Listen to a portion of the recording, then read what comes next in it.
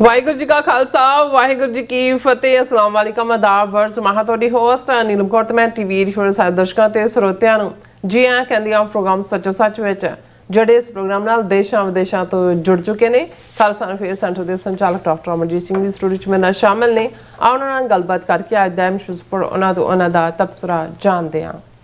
ਜੀ ਡਾਕਟਰ ਸਾਹਿਬ ਵਾਹਿਗੁਰੂ ਜੀ ਕਾ ਖਾਲਸਾ ਵਾਹਿਗੁਰੂ ਜੀ ਕੀ ਫਤਿਹ। हाँ जी नीलम कौर जी ਤੁਹਾਨੂੰ ਵੀ ਤੇ ਦੁਨੀਆ ਭਰ 'ਚ ਬੈਠੇ ਸਾਡੇ ਬਹੁਤ ਹੀ ਪਿਆਰੇ ਸੋਹਣੇ ਸਿਆਣੇ ਸੁਨੱਖੇ ਟੀਵੀ 84 ਦੇ ਦਰਸ਼ਕਾਂ ਨੂੰ ਵੀ ਵਾਹਿਗੁਰੂ ਜੀ ਕਾ ਖਾਲਸਾ ਵਾਹਿਗੁਰੂ ਜੀ ਕੀ ਫਤਿਹ।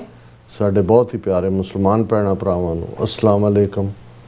ਗੰਗਾ ਜਮਨੀ ਤਹਿਜ਼ੀਬ ਦੇ ਹਿੰਦੂ ਤਵੀਆਂ ਨੂੰ ਨਮੋ ਨਮੇ ਤੇ ਹੋਰ ਵੀਰਾਂ ਭੈਣਾਂ ਨੂੰ ਅਦਾਬਰਸ। ਜੀ ਡਾਕਟਰ ਸਾਹਿਬ ਜੀ ਆਇਆਂ ਨੂੰ ਪ੍ਰੋਗਰਾਮ ਸੱਚੋ ਸੱਚ ਵਿੱਚ ਬਹੁਤ ਮਿਹਰਬਾਨੀ। ਜੀ ਡਾਕਟਰ ਸਾਹਿਬ ਅੱਜ 16 ਅਪ੍ਰੈਲ 2026 3 ਵਿਸਾਖ ਨਾਨਕ ਸ਼ਾਹੀ ਸੰਮਤ 558 ਦਾ ਦਿਨ ਹੈ ਤੇ ਡਾਕਟਰ ਸਾਹਿਬ ਪ੍ਰੋਗਰਾਮ ਸ਼ੁਰੂ ਕਰਨ ਤੋਂ ਪਹਿਲਾਂ ਅਸੀਂ ਦਰਸ਼ਕਾਂ ਤੇ ਸਰੋਤਿਆਂ ਨੂੰ ਹਮੇਸ਼ਾ ਤਰ੍ਹਾਂ ਦੱਸਦੇ ਵਿਊਅਰਸ ਜੇ ਤੁਸੀਂ ਹੱਕ ਸੱਚ ਇਨਸਾਫ ਤੇ ਪੈਰਾ ਦਿੰਦਾ ਇੱਕੋ ਇੱਕ ਚੈਨਲ ਟੀਵੀ 84 ਨੂੰ ਦੇਖਣਾ ਚਾਹੁੰਦੇ ਹੋ ਤਾਂ ਤੁਸੀਂ ਦੇਖ ਸਕਦੇ Spectrum cable RCN cable platform Canada roku Jadoo box ਸ਼ਾਵਾ ਫੇਸਬੁੱਕ ਟੀਵੀ 84 ਦੀ ਐਪ ਰਾਹੀਂ online streaming and IP box ਤੇ ਤੁਸੀਂ ਟੀਵੀ 84 ਨੂੰ ਦੇਖ ਸਕਦੇ ਹੋ। ਵਿਊਅਰਸ ਜੇ ਤੁਸੀਂ ਟੀਵੀ 84 ਨਾਲ ਜਾਂ ਪ੍ਰੋਗਰਾਮ ਸੱਚੋ ਸੱਚ ਨਾਲ ਫੇਸਬੁੱਕ ਰਾਹੀਂ ਜੁੜੇ ਹੋ ਤਾਂ ਇਸ ਨੂੰ ਵੱਧ ਲਾਈਕ ਕਰੋ ਤੇ ਸ਼ੇਅਰ ਕਰੋ ਅਤੇ ਨਾਲ ਹੀ ਸ਼ੇਅਰ ਠੋਕ ਤੇ ਸਬਸਕ੍ਰਾਈਬ ਵੀ ਕਰੋ।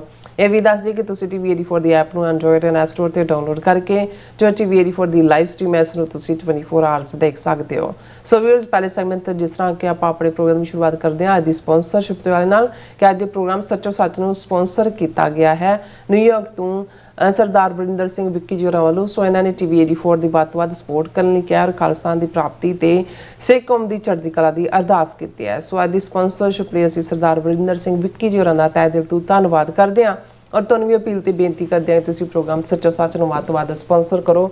ਸਪਾਂਸਰਸ਼ਿਪ ਲਈ ਤੁਸੀਂ ਸਾਨੂੰ ਕਾਲ ਕਰ ਸਕਦੇ ਸਾਡੇ ਫੋਨ ਨੰਬਰ ਤੇ 5166619184 ਸੇਮ ਨੰਬਰ ਤੇ WhatsApp ਕਰ ਸਕਦੇ ਹੋ। ਤੁਸੀਂ ਸਾਨੂੰ ਈਮੇਲ ਵੀ ਕਰ ਸਕਦੇ ਹੋ info@tv84.tv ਤੇ।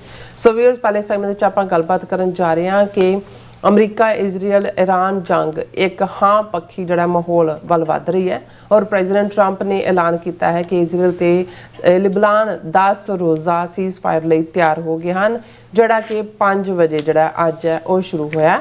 ਸੋ ਇਸੇ ਤਰ੍ਹਾਂ ਪ੍ਰੈਜ਼ੀਡੈਂਟ ਟਰੰਪ ਨੇ ਸ਼ੋਰ ਸ਼ਰਾਬੇ ਵਾਲੇ ਮਾਹੌਲ ਵਿੱਚ ਇੱਕ ਪੱਤਰਕਾਰ ਦੇ ਸਵਾਲ ਦਾ ਜਵਾਬ ਦਿੰਦਿਆਂ ਕਿਹਾ ਕਿ ਜੇ ਅਮਰੀਕਾ ਤੇ ਈਰਾਨ ਵਿੱਚ ਅਮਨ ਸਮਝੌਤਾ ਹੋ ਜਾਂਦਾ ਹੈ ਤਾਂ ਉਹ ਖੁਦ ਇਸਲਾਮਾਬਾਦ ਜਾ ਕੇ ਇਸ ਤੇ ਦਸਤਖਤ ਕਰਨਗੇ ਔਰ ਨਾਲ ਹੀ ਉਹਨਾਂ ਨੇ ਫੀਲਡ ਮਾਰਸ਼ਲ ਆਸਮ ਮਨੀਰ ਅਤੇ ਜਿਹੜੇ ਪ੍ਰਾਈਮ ਮਿਨਿਸਟਰ ਸ਼ਾਹਬਾਜ਼ ਸ਼ਰੀਫ ਦੀ ਜਿਹੜੀ ਖੁੱਲ੍ਹ ਕੇ ਤਾਰੀਫ ਕੀਤੀ ਹੈ। ਸੋ ਇਸ ਬਾਰੇ ਆਪਾਂ ਗੱਲਬਾਤ ਕਰਨ ਜਾ ਰਹੇ ਹਾਂ। ਸੋ ਅਸੀਂ ਚਾਹਾਂਗੇ ਕਿ ਤੁਸੀਂ ਇਸੇ ਤਰ੍ਹਾਂ ਬਣੇ ਰਹਿਣਾ।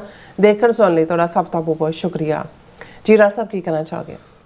ਸਭ ਤੋਂ ਪਹਿਲਾਂ ਤਾਂ ਅੱਜ ਦੇ ਪ੍ਰੋਗਰਾਮ ਨੂੰ ਸਪਾਂਸਰ ਕਰਨ ਲਈ ਅਸੀਂ ਆਪਣੇ ਵੀਰ ਵਰਿੰਦਰ ਸਿੰਘ ਜਿਨ੍ਹਾਂ ਨੂੰ ਪਿਆਰ ਨਾਲ ਵਿੱਕੀ ਕਹਿੰਦੇ ਹਨ ਨਿਊਯਾਰਕ ਬੇਸਡ ਉਹਨਾਂ ਦਾ ਸ਼ੁਕਰੀਆ ਅਦਾ ਕਰਦੇ ਹਾਂ। ਇਹ ਬੜਾ ਉਤਸ਼ਾਹੀ ਨੌਜਵਾਨ ਹੈ।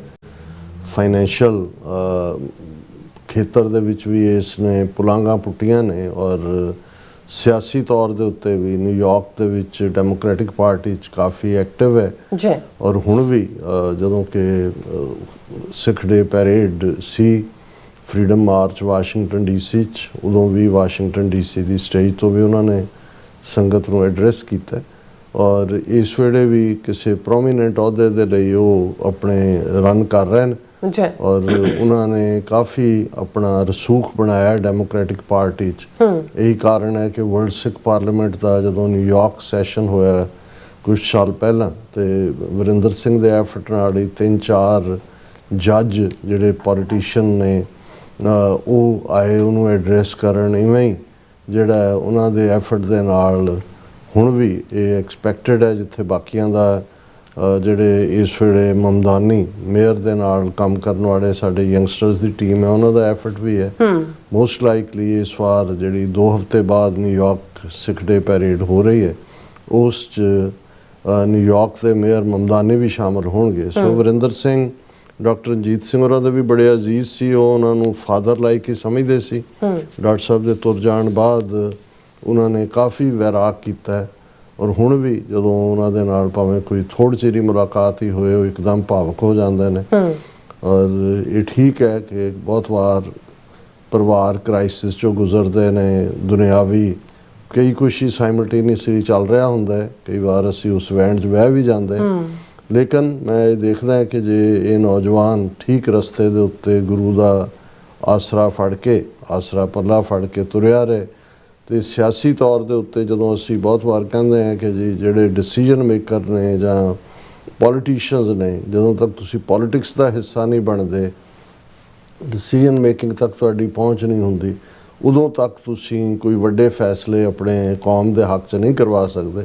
ਬਾਕੀ ਤਾਂ ਜਕਾਰੇ ਛੱਡ ਕੇ, ਫੋਟੋ ਲਵਾ ਕੇ, ਡੋਨੇਸ਼ਨਸ ਦੇਣ ਤੱਕ ਹੀ ਮਹਿਦੂਦ ਹੁੰਦਾ ਹੈ। ਸੋ ਵਰਿੰਦਰ ਸਿੰਘ ਬਿਲਕੁਲ ਸਪਸ਼ਟ ਤੌਰ 'ਤੇ ਖਾਲਿਸਤਾਨੀ ਨੇ, ਕਿਉਂਕਿ ਬਹੁਤ ਵਾਰ ਇਹ ਵੀ ਇੱਕ ਜਿਹੜੇ ਲੋਕ ਥੋੜ੍ਹੇ ਬਹੁਤ ਅਮਰੀਕੀ ਸਿਆਸਤ 'ਚ ਵੀ ਆਉਂਦੇ ਨੇ, ਜਾਂ ਅਸੀਂ ਕੈਨੇਡਾ ਦੀ ਸਿਆਸਤ ਦੇ ਹਵਾਲੇ ਨਾਲ ਵੀ ਦੇਖਿਆ ਕਿ 20 ਤੋਂ ਜ਼ਿਆਦਾ ਭਾਵੇਂ ਉੱਥੇ MP ਨੇ, ਪਰ ਜਦੋਂ ਹੁਣ ਟਰਾਂਸਨੈਸ਼ਨਲ ਰਿਪਰੈਸ਼ਨ ਦਾ ਮੁੱਦਾ ਆਇਆ ਔਰ ਇਸ ਦੇ ਉੱਤੇ mark Carney Canadian prime minister ਨੇ U-turn ਮਾਰਿਆ ਇੰਡੀਆ ਨਾਲ ਜਿਹੜੇ ਸੰਬੰਧ ਸੁਧਾਰਨ ਦੇ ਲਈ, ਤੇ 2-3 ਨੂੰ ਛੱਡ ਕੇ ਬਾਕੀ ਜਿਹੜੇ ਸੀ ਉਹ ਮਿੱਟੀ ਦੇ ਮਾਧ ਹੋਈ ਬਣ ਗਏ। ਸੋ ਇਹ ਵੀ ਸਾਨੂੰ ਦੇਖਣਾ ਹੋਏਗਾ ਵੀ ਜਿਨ੍ਹਾਂ ਕੈਂਡੀਡੇਟਸ ਨੂੰ ਬੈਕ ਕਰਦੇ ਹਾਂ ਅੱਗੇ ਲਿਆਉਣ ਲਈ, ਉਹਨਾਂ ਦੀ ਕਮਿਟਮੈਂਟ ਕੌਮੀ ਕਾਜ਼ ਪ੍ਰਤੀ, ਅਦਰਵਾਈਜ਼ ਤਾਂ ਫਿਰ ਗੋਰੇ ਕਾਲੇ ਪੀਲੇ ਉਹਨਾਂ 'ਚ ਕਿਸੇ ਵੀ ਆ ਜਾਣਗੇ, ਉਹਦਾ ਕੀ ਫਰਕ ਪੈਂਦਾ। ਸੋ ਹਰ ਇੱਕ ਦਾ ਐਂਬੀਸ਼ਨ ਹੋਣਾ ਚੰਗੀ ਗੱਲ ਹੈ, ਪਰ ਇਹ ਕਮਿਟਮੈਂਟ ਬੜੀ ਕਲੀਅਰ ਹੋਣੀ ਚਾਹੀਦੀ ਹੈ। ਔਰ ਇਸ ਕ੍ਰਾਈਟੇਰੀਆ ਦੇ ਉੱਤੇ, ਇਸ ਪੈਮਾਨੇ ਦੇ ਉੱਤੇ ਵਰਿੰਦਰ ਸਿੰਘ ਵਿੱਕੀ ਪੂਰੀ ਤਰ੍ਹਾਂ ਉਤਰਦੇ ਨੇ ਔਰ ਅਸੀਂ ਉਹਨਾਂ ਦਾ ਸ਼ੁਕਰੀਆ ਅਦਾ ਕਰਦੇ ਹਾਂ। ਦੇਖੋ 28 ਫਰਵਰੀ ਜਦੋਂ ਕਿ ਇਜ਼ਰਾਈਲ ਨੇ ਅਮਰੀਕਾ ਨੂੰ ਘੜੀਸ ਕੇ ਈਰਾਨ ਦੇ ਖਿਲਾਫ ਜੰਗ ਦੇ ਵਿੱਚ ਲੈ ਆਂਦਾ, ਉਸ ਤੋਂ ਪਹਿਲਾਂ ਵੀ ਪਿਛਲੇ ਸਾਲ ਮਈ ਮਹੀਨੇ 'ਚ ਜਿਹੜਾ ਹੈ ਉਹ 12 ਰੋਜ਼ਾ ਜੰਗ ਦੇ ਵਿੱਚ ਅਮਰੀਕਾ ਹਾਫ ਹਾਰਟਿਡਲੀ ਆਇਆ ਔਰ ਫਿਰ ਇਜ਼ਰਾਈਲ ਨੇ ਚੀਕਾਂ ਮਾਰੀਆਂ ਔਰ ਸੀਜ਼ ਫਾਇਰ ਲੈ ਲਿਆ। ਔਰ ਇਹਦੇ 'ਚ ਕੋਈ ਸ਼ੱਕ ਨਹੀਂ ਹੈ, ਹੁਣ ਇਸ ਬਾਰੇ ਕੋਈ ਇਹ ਨਹੀਂ ਹੈ ਵੀ ਕੋਈ ਸਾਡੇ ਕੋਲ ਕੋਈ ਐਕਸਪਰਟੀਜ਼ ਹੈ ਕਹਿਣ ਦਾ ਤੇ ਅਸੀਂ ਕਹਿ ਰਹੇ ਹਾਂ। ਹਰ ਕੋਈ ਇਸ ਨੂੰ ਜਿਹੜੇ ਅਮਰੀਕਾ ਦੇ ਵਿੱਚ ਜਿਹੜਾ ਪਬਲਿਕ ਓਪੀਨੀਅਨ ਹੈ ਉਹ ਵੀ ਜੰਗ ਦੇ ਖਿਲਾਫ ਹੈ ਔਰ ਮੈਜੋਰਿਟੀ ਇਹ ਮਹਿਸੂਸ ਕਰਦੇ ਨੇ ਕਿ ਇਹ ਇਜ਼ਰਾਈਲ ਦੀ ਜੰਗ ਹੈ, ਅਮਰੀਕਾ ਦੇ ਇਹਦੇ 'ਚ ਕੋਈ ਫਾਇਦਾ ਨਹੀਂ ਹੈ। ਦੁਨੀਆ ਦੀ ਇਕਨੋਮੀ ਵੀ ਪ੍ਰਭਾਵਿਤ ਹੋ ਰਹੀ ਹੈ, ਕਿਉਂਕਿ ਵੈਸੇ ਤਾਂ ਇਹ ਕਿਹਾ ਜਾਂਦਾ ਕਿ ਆਲ ਪੋਲੀਟਿਕਸ ਇਜ਼ ਲੋਕਲ, ਪਰ ਅੱਜ ਦੇ ਕੰਟੈਕਸਟ 'ਚ ਇਹ ਵੀ ਹੈ ਕਿ ਜਦੋਂ ਤੁਹਾਡੇ ਬਟੂਏ ਨੂੰ ਹੱਥ ਪੈਂਦਾ ਹੈ, ਉਸ 'ਚੋਂ ਨੋਟ ਜ਼ਿਆਦਾ ਜਾ ਰਹੇ ਹੁੰਦੇ ਨੇ, ਤੇ ਉਦੋਂ ਜਿਹਨੂੰ ਪੋਲੀਟਿਕਸ ਦੀ ਸਮਝ ਨਹੀਂ ਵੀ ਹੁੰਦੀ ਜਾਂ ਜਿਹਦੀ ਦਿਲਚਸਪੀ ਨਹੀਂ ਵੀ ਹੁੰਦੀ, ਉਹਨੂੰ ਵੀ ਸਮਝ ਆਉਣ ਲੱਗ ਜਾਂਦੀ।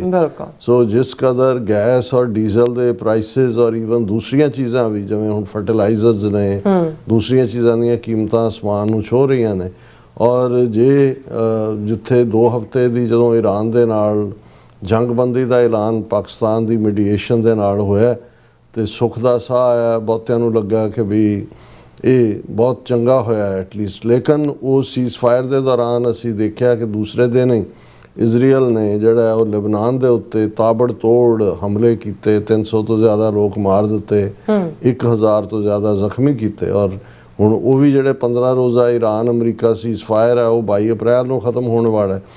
ਔਰ ਇਸ ਦੇ ਉੱਤੇ ਇਜ਼ਰਾਈਲ ਨੇ ਕਿਹਾ ਜੀ ਇਹ ਜਿਹੜਾ ਸੀਜ਼ ਫਾਇਰ ਅਮਰੀਕਾ ਈਰਾਨ ਨੇ ਕੀਤਾ ਹੋਏਗਾ ਇਹਦੇ 'ਚ ਲਬਨਾਨ ਸ਼ਾਮਲ ਨਹੀਂ ਹੈ, ਅਸੀਂ ਆਪਣੀ ਮਰਜ਼ੀ ਕਰਾਂਗੇ। ਹੁਣ ਕਿਉਂਕਿ ਅਲਾਇੰਸ ਅਮਰੀਕਾ ਇਜ਼ਰਾਈਲ ਦਾ ਇਸ ਕਿਸਮ ਦਾ, ਇਹ ਅਮਰੀਕਾ ਨੂੰ ਵੀ ਪਤਾ ਸੀ, ਪ੍ਰੈਜ਼ੀਡੈਂਟ ਟਰੰਪ ਨੂੰ ਵੀ ਔਰ ਵਾਈਸ ਪ੍ਰੈਜ਼ੀਡੈਂਟ ਮਿਸਟਰ ਵੈਂਸ ਨੂੰ ਵੀ, ਪਰ ਉਹਨਾਂ ਨੇ ਵੀ ਇਜ਼ਰਾਈਲ ਦੀ ਪਿੱਠ ਠੋਕੀ। ਉਹਨਾਂ ਨੇ ਕਿਹਾ ਜੀ ਹਾਂ ਇਹਦੇ 'ਚ ਲਬਨਾਨ ਸ਼ਾਮਲ ਨਹੀਂ ਸੀ। ਹਾਲਾਂ ਮੈਂ ਸਮਝਦਾ ਵੀ ਈਰਾਨ ਨੇ ਬੜੀ ਮੈਚੋਰਿਟੀ ਦਾ ਸਬੂਤ ਦਿੱਤਾ ਹੈ, ਕਿਉਂਕਿ ਜੇ ਸੀਜ਼ ਫਾਇਰ 2 ਹਫ਼ਤੇ ਦਾ ਹੋਇਆ, ਹੁਣ ਈਰਾਨ ਦਾ ਹੋਰ ਇਜ਼ਰਾਈਲ ਦੇ ਨਾਲ ਰੌਲਾ ਕੀ ਹੈ? ਇਸ਼ੂ ਤਾਂ ਫਲਸਤੀਨ ਦਾ ਹੈ, ਔਰ ਇਹ ਹਰ ਇੱਕ ਨੂੰ ਪਤਾ ਹੈ ਵੀ ਇਹ ਜਿਹੜੀ ਲਬਨਾਨ ਦੇ ਵਿੱਚ ਲੜਨ ਵਾਲਾ ਹਿਜ਼ਬੁੱਲਾ ਹੈ ਉਹ ਈਰਾਨ ਦੀ ਪ੍ਰੌਕਸੀ ਹੈ। ਇਹ ਵੀ ਉਹਨਾਂ ਨੂੰ ਪਤਾ ਹੈ ਕਿ ਭਾਈ ਜਿਹੜੀ ਹਮਾਸ ਗਾਜ਼ਾ ਦੇ ਵਿੱਚ ਕਾਰਵਾਈਆਂ ਕਰਨ ਵਾਲੀ ਹੈ ਉਹ ਵੀ ਈਰਾਨ ਦੀ ਪ੍ਰੌਕਸੀ ਹੈ, ਇਸੇ ਤਰ੍ਹਾਂ ਹੁਤੀ ਨੇ। ਸੋ ਈਰਾਨ ਨੇ ਇਸ ਕਿਸਮ ਦਾ ਸੀਜ਼ ਫਾਇਰ ਕਦੋਂ ਮੰਨਣਾ ਸੀ ਜਿਸ 'ਚ, ਔਰ ਇਹ ਗੱਲ ਈਵਨ ਜਿਹੜੇ ਮੀਡੀਏਟ ਕਰਨ ਵਾਲੇ ਪਾਕਿਸਤਾਨ ਦੇ ਪ੍ਰਾਈਮ ਮਿਨਿਸਟਰ ਨੇ ਉਹਨਾਂ ਨੇ ਵੀ ਕਿਹਾ ਵੀ ਲਬਨਾਨ ਸ਼ਾਮਲ ਹੈ, ਇਹ ਜਦੋਂ ਸੀਜ਼ ਫਾਇਰ ਦਾ ਐਲਾਨ ਹੀ ਹੋਇਆ। ਲੇਕਿਨ ਇਜ਼ਰਾਈਲ ਨੂੰ ਮੈਂ ਨਾ ਮਾਨੂ ਦੇ ਥੱਲੇ ਉਹਨੇ ਪੂਰੀ ਇਹਨਾਂ ਦਿਨਾਂ ਦੇ ਵਿੱਚ ਤਬਾਹੀ ਮਚਾਈ। ਹਾਲਾਂ ਇਹਦੇ ਬਾਵਜੂਦ ਕਿ ਅਮਰੀਕਾ ਨੇ ਵੀ ਜਿਹੜਾ ਈਰਾਨ ਨੂੰ, ਕਿਉਂਕਿ ਈਰਾਨ ਨੇ ਸਟ੍ਰੇਟ ਆਫ ਹਾਰਮਿਊਜ਼ ਦੇ ਨੂੰ ਖੋਲ੍ਹਿਆ ਨਹੀਂ ਹੈ ਜਾਂ ਉਹਨਾਂ ਦੇ ਕੰਟਰੋਲ ਥੱਲੇ ਹੈ, ਅਮਰੀਕਾ ਨੇ ਵੀ ਜਿਹੜਾ ਹੈ ਉਸ ਦਾ ਅੱਗੋਂ ਘੇਰਾਬੰਦੀ ਕੀਤੀ, ਪਰ ਈਰਾਨ ਨੇ ਮੈਚੋਰਿਟੀ ਇਹ ਦਿਖਾਈ ਨਾ ਤਾਂ ਉਹਨੇ ਲੈਬਨਾਨ ਦੇ ਉੱਤੇ ਜਾਂ ਇਸ ਇਜ਼ਰਾਈਲ ਦੇ ਹਮਲੇ ਦੇ ਜਵਾਬ 'ਚ ਇਜ਼ਰਾਈਲ ਤੇ ਮਿਜ਼ਾਈਲਾਂ ਜਾਂ ਡਰੋਨ ਠੋਕੇ, ਤੇ ਨਾ ਹੀ ਉਹਨੇ ਕੋਈ ਅਮਰੀਕਾ ਦੇ ਖਿਲਾਫ ਅਦਰ ਦੈਨ ਕਿ ਜਿਵੇਂ ਅਸੀਂ ਕੱਲ੍ਹ ਜ਼ਿਕਰ ਕੀਤਾ ਸੀ ਕਿ ਵੀ ਬਹੁਤ ਵਾਰ ਤੁਸੀਂ ਆਪਣਾ ਨੈਰੇਟਿਵ ਸੈੱਟ ਕਰਨ ਦੇ ਲਈ ਹਾਈ ਵੋਲੀਅਮ ਔਰ ਜਿਹੜੀ ਹੈ ਉਹ ਹਾਈ ਪੋਸਚਰਿੰਗ ਜਿਹੜੀ ਆ ਉਹ ਕਰਦੇ ਹੋ, ਉਹ ਜ਼ਰੂਰ ਕੀਤੀ। ਅਦਰਵਾਈਜ਼ ਇਹ ਜਿਹੜਾ 2 ਹਫ਼ਤੇ ਦਾ ਅਮਰੀਕਾ ਦੇ ਨਾਲ ਸੀਜ਼ਫਾਇਰ ਸੀ ਉਹੀ ਟੁੱਟ ਜਾਣਾ ਸੀ।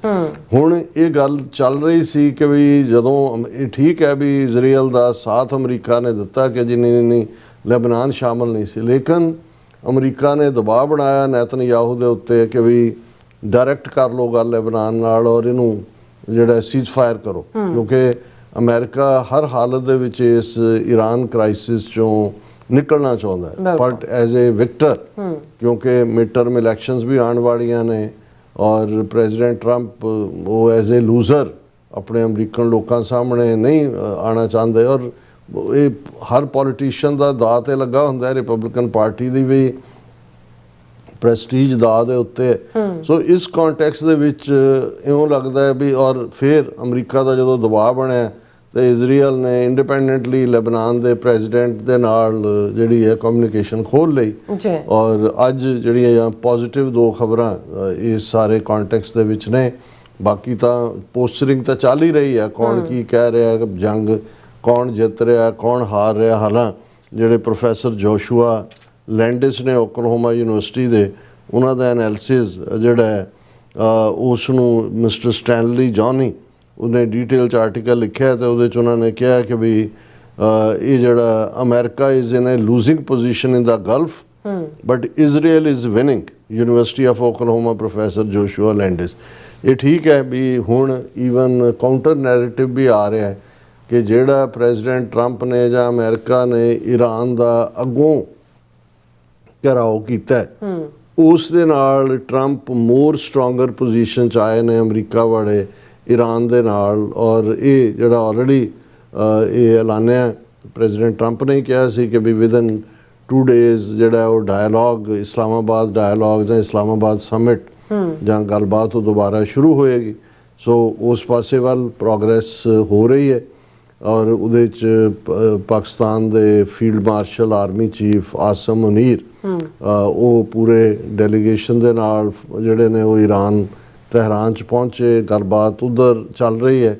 ਇਹ ਵੀ ਸੰਭਾਵਨਾਵਾਂ ਨੇ ਕਿ ਇੱਧਰ ਜਦੋਂ ਆਸਮ ਮੁਨੀਰ ਜਿਹੜੇ ਨੇ ਉਹ ਈਰਾਨ ਤੋਂ ਬਾਅਦ ਡਾਇਰੈਕਟਲੀ ਵਾਸ਼ਿੰਗਟਨ DC ਵੀ ਆਉਣ, ਹਾਈ ਲੈਵਲ ਗੱਲਬਾਤ ਚੱਲ ਰਹੀ ਹੈ। ਔਰ ਪ੍ਰੈਜ਼ੀਡੈਂਟ ਟਰੰਪ ਨੇ ਜਿਵੇਂ ਹੋਪਫੁਲੀ ਇਹ ਕਿਹਾ ਕਿ ਵੀ ਜਿਹੜੀ ਹੈ ਉਹ ਡੀਲ ਹੁਣ ਜ਼ਰੂਰ ਹੋਏਗੀ, ਔਰ ਨਾਲ ਦੀ ਨਾਲ ਥ੍ਰੈਟਨਿੰਗ ਵੀ ਹੈ। ਪਰ ਪਹਿਲਾਂ ਅਸੀਂ ਲੈਬਨਾਨ ਦੀ ਗੱਲ ਕਰੀਏ, ਕਿਉਂਕਿ ਜੇ ਈਰਾਨ ਨੇ ਉਦੋਂ ਤੱਕ ਕਿਸੇ ਟੇਬਲ 'ਤੇ ਨਹੀਂ ਸੀ ਆਉਣਾ ਜਾਂ ਡੀਲ ਨਹੀਂ ਸੀ ਹੋਣੀ ਜਦੋਂ ਤੱਕ ਇਜ਼ਰਾਈਲ ਲੈਬਨਾਨ ਦੇ ਉੱਤੇ ਹਮਲੇ ਬੰਦ ਨਾ ਕਰਦਾ।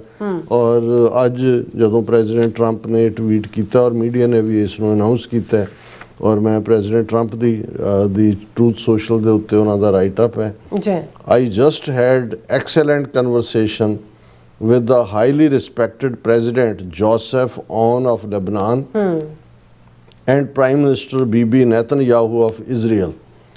These two leaders have agreed that in order to achieve peace between their countries, they will formally begin a 10-day ceasefire at 5 p.m.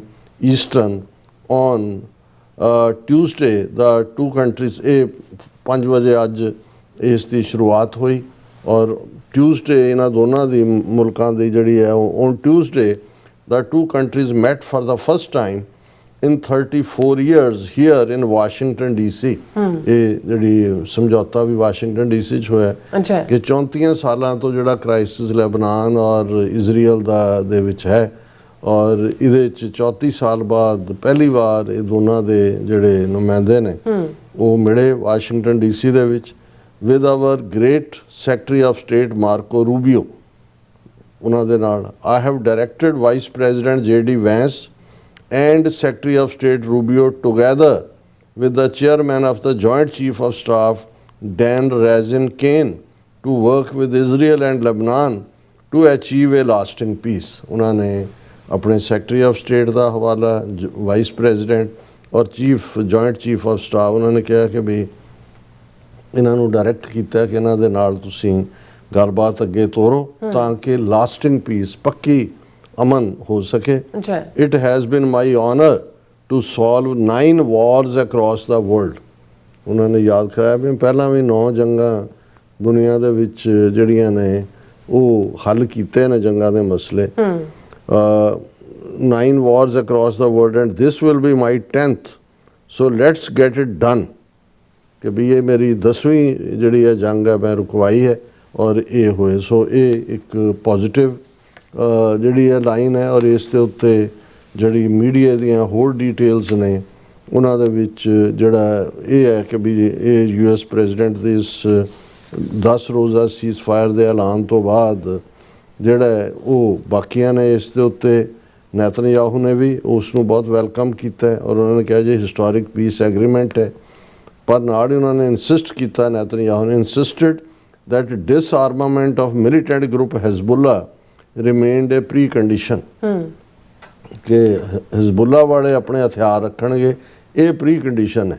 ਔਰ ਮੈਨੂੰ ਲੱਗਦਾ ਵੀ ਇਹ ਉਹੀ ਪੋਜੀਸ਼ਨਿੰਗ ਹੀ ਹੈ। ਹੁਣ ਜਦੋਂ ਇੱਕ ਵਾਰੀ ਅਮਰੀਕਾ ਨੇ ਆਪਣੇ, ਠੀਕ ਹੈ ਜੀ ਉਹ ਬੜਾ ਪਾਵਰਫੁਲ, ਮੋਸਾਦ ਬੜੀ ਪਾਵਰਫੁਲ, ਪਰ ਜੇ ਅਮਰੀਕਾ ਤੋਂ ਹੀ ਰੋਜ਼ ਹਥਿਆਰ ਪਹੁੰਚਦੇ ਨੇ ਤਾਂ ਲੜ ਰਹੇ ਨੇ ਅਮਰੀਕਾ ਬਿਨਾਂ ਤਾਂ 2 ਦਿਨ ਨਹੀਂ ਇਜ਼ਰਾਈਲ ਖਲੋ ਸਕਦਾ।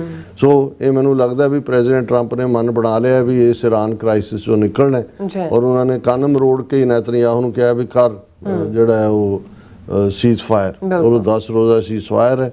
ਔਰ ਨੇਤਨਯਾਹੂ ਉਹਨੇ ਟੈਲੀਵਿਜ਼ਨ ਸਪੀਚ ਦੇ ਵਿੱਚ ਕਿਹਾ ਕਿ ਜੀ ਅਸੀਂ ਪੀਸ ਐਗਰੀਮੈਂਟ ਲੈਬਨਾਨ ਨਾਲ ਜਿਹੜਾ ਕਰ ਰਹੇ ਹਾਂ ਉਹ ਇੱਕ ਹਿਸਟੋਰੀਕਲ ਅਪਰਚੁਨਿਟੀ ਹੈ।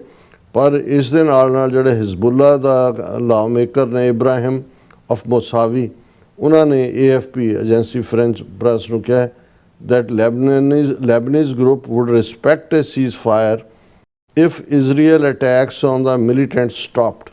ਉਹਨਾਂ ਨੇ ਕਿਹਾ, ਹਿਜ਼ਬੁੱਲਾ ਨੇ ਕਿਹਾ ਕਿ ਵੀ ਅਸੀਂ ਤਾਂ ਹੀ ਇਹਨੂੰ ਆਨਰ ਕਰਾਂਗੇ ਜੇ ਸਾਡੇ ਤੇ ਹਮਲੇ ਰੁਕੇ, ਬੰਦ ਹੋਏ। We in Hezbollah will cautiously adhere to the ceasefire on the condition that it is a comprehensive halt to hostilities against us and that Israel not use it to carry out any assassination।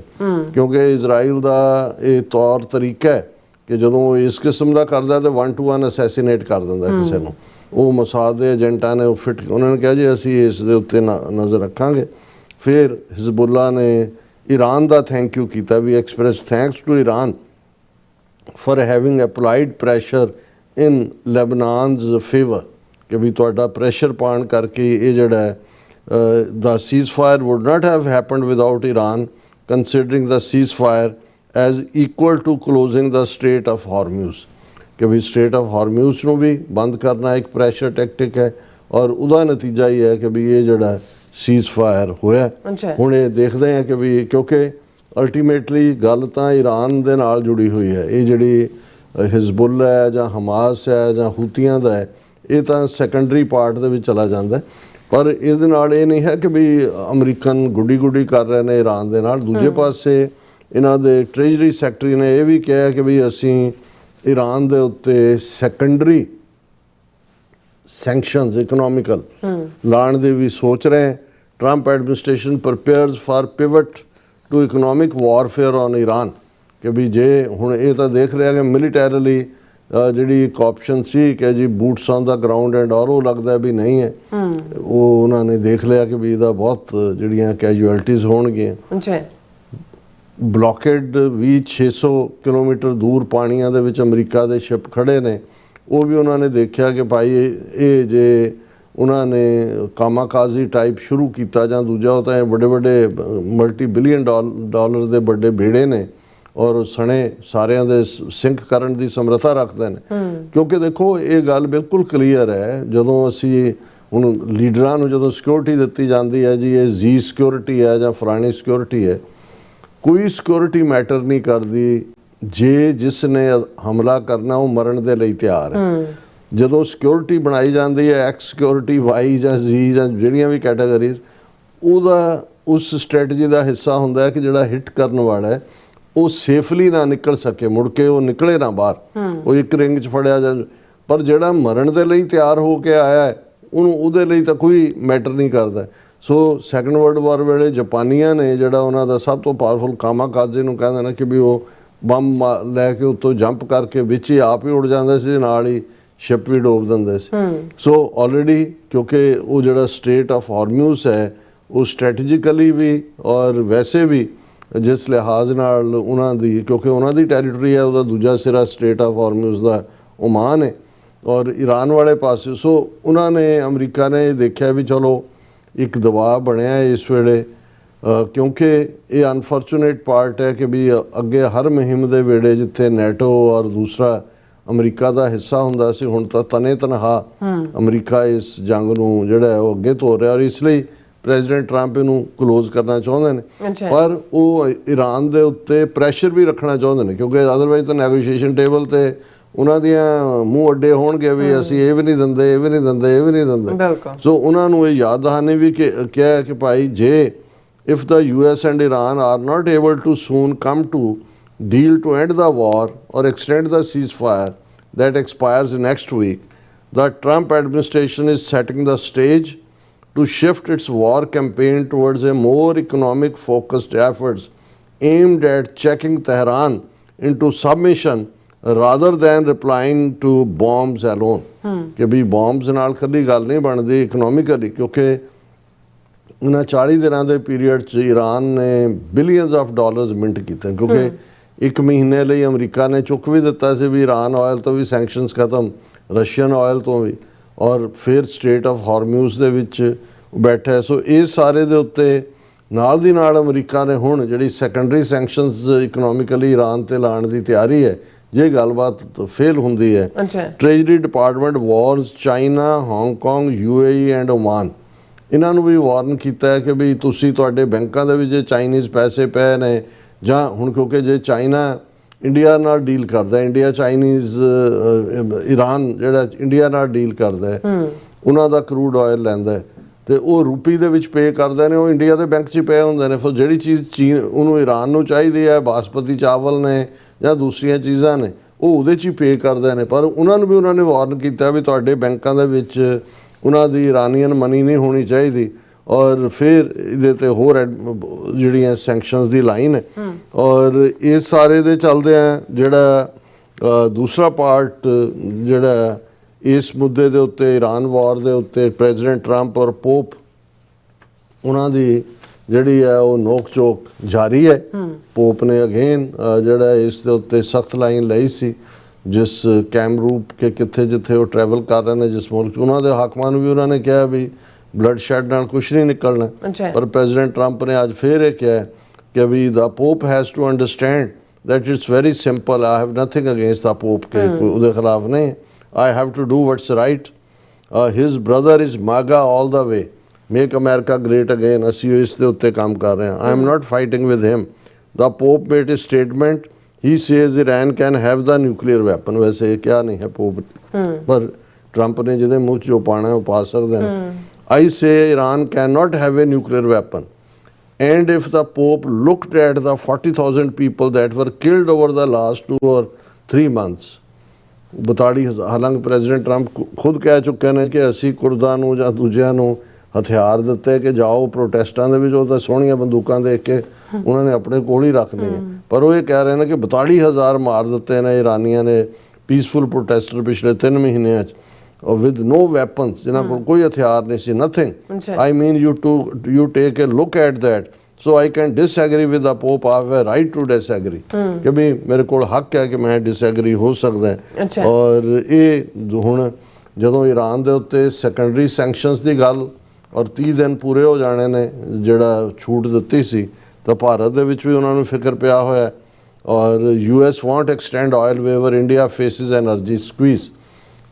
ਕਿ ਵੀ ਉਹ ਕੀ ਕਰਨਗੇ। ਪਰ ਮੈਂ ਇਸ segment ਨੂੰ close ਕਰਨ ਤੋਂ ਪਹਿਲਾਂ ਜਿਹੜੀ ਪੋਜ਼ੀਟਿਵ ਖਬਰ ਹੈ ਕਿ ਜਿਹਦੇ ਤੋਂ ਇਹ ਲੱਗਦਾ ਹੈ ਕਿ ਵੀ ਆਲਰੇਡੀ ਜਿਹੜੇ ਮੈਸੇजेस ਪਾਸ ਔਨ ਹੋ ਰਹੇ ਨੇ ਈਰਾਨ ਔਰ ਅਮਰੀਕਾ ਦੇ ਵਿਚਾਲੇ, ਔਰ ਪਾਕਿਸਤਾਨ ਉਹਦੇ 'ਚ ਇੱਕ ਖੂਬਸੂਰਤ ਮੀਡੀਏਸ਼ਨ ਰੋਲ ਪਲੇ ਕਰ ਰਿਹਾ ਵੀ ਪ੍ਰੈਜ਼ੀਡੈਂਟ ਟਰੰਪ ਇੰਨੇ ਹੋਪਫੁਲ ਨੇ। ਹਾਲਾਂ ਹੁਣ ਹੁੰਦਾ ਇਹ ਹੈ ਕਿ ਕਈ ਵਾਰੀ ਉਹ ਦਿਨ 'ਚ ਭਾਵੇਂ 3 ਵਾਰੀ ਪ੍ਰੈਜ਼ੀਡੈਂਟ ਟਰੰਪ ਮੀਡੀਆ ਨੂੰ ਫੇਸ ਕਰਦੇ ਨੇ, ਇੰਨਾ ਚੀਕ ਚਿਹਾੜਾ ਹੁੰਦਾ ਹੈ। ਮੈਨੂੰ ਲੱਗਦਾ ਵੀ ਇੰਨੇ ਮੈਚੁਰ ਏਜੰਸੀ, ਨਿਊਜ਼ ਏਜੰਸੀਆਂ ਦੇ ਪੱਤਰਕਾਰ ਹੱਥ ਖੜੇ ਕਰ ਰਹੇ ਹੁੰਦੇ ਨੇ, ਉਹਦੇ ਉੱਤੋਂ ਦੀ ਸਵਾਲ ਪੁੱਛ ਰਿਹਾ ਹੁੰਦਾ, ਉਹਦੇ ਉੱਤੋਂ ਦੀ ਹੋ ਰਿਹਾ। ਸੋ ਫਿਊ ਸੈਕਿੰਡਸ ਦਾ ਕਲਿੱਪ ਹੈ ਜਿਹਦੇ 'ਚ ਕਿ ਉਹਦੇ 'ਚ ਉਹਨੂੰ ਪੁੱਛਿਆ ਜਾਂਦਾ ਹੈ ਕਿ ਵੀ ਜੇ ਡੀਲ ਹੋ ਜਾਂਦੀ ਹੈ ਕੀ ਤੁਸੀਂ ਜਾਓਗੇ ਪਾਕਿਸਤਾਨ ਟਰੰਪ ਨੂੰ, ਔਰ ਉਹਦੇ 'ਤੇ ਜੋ ਟਰੰਪ ਨੂੰ ਕਿਹਾ, I would go to Pakistan.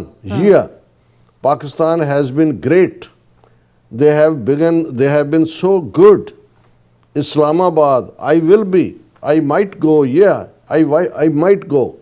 If the deal is signed in Islamabad, I might go. The field marshal has been great. The prime minister has been really great in Pakistan. So I might go. They want me. ਇਹ ਮੈਂ ਕਿਹਾ ਵੀ ਉਹ ਦੁਸ਼ਮਣਾਂ ਦੇ ਤਾਂ ਚਲੋ ਜੋ ਹੁੰਦਾ ਹੀ ਹੈ, ਸ਼ਰੀਕਾਂ ਦਾ ਹਾਲ ਦੇਖੋ ਕੀ ਹੈ। ਇੰਡੀਆ ਦੇ ਸਣ ਕੱਪੜੀ ਆ ਕੇ ਉਹਨਾਂ ਨੇ ਕਹਿਣਾ ਵੀ ਪ੍ਰੈਜ਼ੀਡੈਂਟ ਟਰੰਪ ਨੂੰ ਜਿਹੜਾ ਉਹਨਾਂ ਦੇ ਫੀਲਡ ਮਾਰਸ਼ਲ ਤੋਂ ਬਿਨਾਂ ਹੋਰ ਕੋਈ ਨਜ਼ਰ, ਪਰ ਇਹ ਬਹੁਤ ਪੋਜ਼ਿਟਿਵ ਗੱਲ ਹੈ। ਔਰ ਆਲਰੇਡੀ ਜਿਹੜੀਆਂ ਖਬਰਾਂ ਇਸਲਾਮਾਬਾਦ ਦੇ ਹਵਾਲੇ ਨਾਲ ਵੀ ਆ ਰਹੀਆਂ ਨੇ, ਉੱਥੇ ਬਹੁਤ ਟਾਈਟ ਸਿਕਿਉਰਿਟੀ ਹੈ, ਬਹੁਤ ਸਾਰੇ ਟਰਮੀਨਲ ਵੀ ਬੰਦ ਕਰ ਦਿੱਤੇ ਗਏ ਨੇ। ਔਰ ਦੂਸਰਾ, ਸੋ ਆਲਰੇਡੀ ਮੈਨੂੰ ਲੱਗਦਾ ਹੈ ਕਿ ਵੀ ਪ੍ਰੈਜ਼ੀਡੈਂਟ ਟਰੰਪ ਦੀ ਵਿਜ਼ਿਟ ਦੀਆਂ ਤਿਆਰੀਆਂ ਹੋ ਰਹੀਆਂ। ਇੱਕ ਤਾਂ ਚਲੋ ਡੈਲੀਗੇਸ਼ਨ ਜੇ ਸੈਕੰਡ ਫੇਜ਼ 'ਤੇ ਹੁੰਦਾ, ਹੁਣ ਕੋਈ ਗੱਲਬਾਤ ਦਾ ਤਾਂ ਬਹੁਤਾ ਬਚਿਆ ਨਹੀਂ। ਉਹ ਆਲਰੇਡੀ 21 ਘੰਟੇ ਦੇ ਵਿੱਚ ਜਿਹੜਾ ਉਹ ਮੈਰਾਥਨ ਪਾਰਟ ਚੱਲਿਆ ਸੀ, ਉਸ ਦੇ ਵਿੱਚ ਬਹੁਤ ਕੁਝ ਡਿਸਕਸ ਹੋਇਆ ਹੀ ਹੋਇਆ। ਹੁਣ ਤਾਂ ਇਹੀ ਹੋਏਗਾ ਕਿ ਵੀ ਡੀਲ ਸਾਈਨ ਹੋਏ, ਉਹਦੇ 'ਚ ਇਰਾਨੀਅਨ ਪ੍ਰੈਜ਼ੀਡੈਂਟ ਹੋਏਗਾ, ਪ੍ਰੈਜ਼ੀਡੈਂਟ ਟਰੰਪ ਹੋਣਗੇ। ਜੇ ਇਹ ਮੂਵਮੈਂਟ ਆਉਂਦੀ ਹੈ, ਸੋ ਮੈਂ ਇਹ ਸਮਝਦਾ ਵੀ ਇਹ ਗਲੋਬਲੀ ਦੁਨੀਆ ਭਰ ਲਈ ਇੱਕ ਸੁੱਖ ਦਾ ਸਾਹ ਹੋਏਗਾ। ਇਹ ਸਾਰੀਆਂ ਜੇ ਤੁਸੀਂ ਉਸ ਖਿੱਤੇ ਦੀਆਂ ਜੋਗਰਾਫੀਏ ਨੂੰ, ਇਕੋਨਮੀ ਨੂੰ, ਪੋਲੀਟੀਕਲ ਪਾਵਰਸ ਨੂੰ, ਗਲੋਬਲੀ ਪਾਕਿਸਤਾਨ ਦਾ ਰੁਤਬਾ ਕਿੱਥੇ ਹੋਏਗਾ, ਈਰਾਨ ਜਿਹੜਾ ਐਜ਼ ਏ ਇਕਨੋਮਿਕਲ ਪਾਵਰ, ਔਰ ਦੂਸਰਾ ਹਾਲਾਂ ਇਹਦੀ ਫਲਿਪ ਸਾਈਡ ਵੀ ਹੈ, ਜਿਵੇਂ ਕਿ ਉਹਨੂੰ ਡੀਰੇਲ ਕਰਨ ਦੇ ਲਈ ਨੈਤਨਯਾਹੂ ਜਾਂ ਉਸ ਦੀ ਮੋਸਾਦ ਫਾਈਨਲ ਸਟੇਜ 'ਤੇ ਕੀ ਸ਼ਰਾਰਤ ਕਰੇਗੀ, ਇਹ ਦੇਖਿਆ ਜਾਏਗਾ। ਪਰ ਅਸੀਂ ਇਸ ਨੂੰ ਇੱਕ ਜਿਸ ਐਫਰਮੇਟਿਵ ਅੰਦਾਜ਼ ਦੇ ਵਿੱਚ, ਬੋਲਡ ਅੰਦਾਜ਼ ਦੇ ਵਿੱਚ ਪ੍ਰੈਜ਼ੀਡੈਂਟ ਟਰੰਪ ਨੇ ਇਸਲਾਮਾਬਾਦ ਜਾ ਕੇ ਖੁਦ ਡੀਲ ਨੂੰ ਸੀਲ ਕਰਨ ਦੀ ਗੱਲ ਕੀਤੀ ਹੈ, ਇਹ ਰਿਮਾਰਕੇਬਲ ਹੈ। ਮੈਂ ਹਾਲਾਂ ਫਿਊ ਸੈਕਿੰਡਸ ਦੀ ਕਲਿੱਪ ਹੈ, ਪਰ ਪ੍ਰੈਜ਼ੀਡੈਂਟ ਟਰੰਪ ਦਾ ਜਿਵੇਂ ਕਹਿਣ ਦਾ ਅੰਦਾਜ਼ ਹੁੰਦਾ ਹੈ, ਅਸੀਂ ਆਪਣੇ ਵਿਊਅਰਸ ਨੂੰ ਉਹ ਕਲਿੱਪ ਸੁਣਾ ਦਿੰਦੇ ਜਿਹਦੇ 'ਚ ਪ੍ਰੈਜ਼ੀਡੈਂਟ ਟਰੰਪ ਨੇ ਉਹ ਕਿਹਾ ਜੋ ਕਿ ਮੈਂ ਆਲਰੇਡੀ ਸਾਂਝਾ ਕੀਤਾ। Thing right now is to make sure Iran can never have a nuclear weapon. Would you ever go to Pakistan to seal the deal yourself? I would go to Pakistan, yeah. Pakistan has been great. They've been so good. Islamabad, I might go. Yeah, I might go. If the deal is signed in Islamabad, I might go. The field marshal has been great. The prime minister has been really great in Pakistan. So I might go. They want me. The first lady. Thing right now is to make sure Iran can never have a nuclear weapon. Would you ever go to Pakistan to seal the deal yourself? I would go to Pakistan, yeah.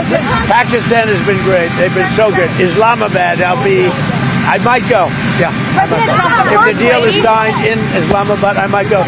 The field marshal has been great. The prime minister has been really great in Pakistan. So I might go. They want me. The first lady.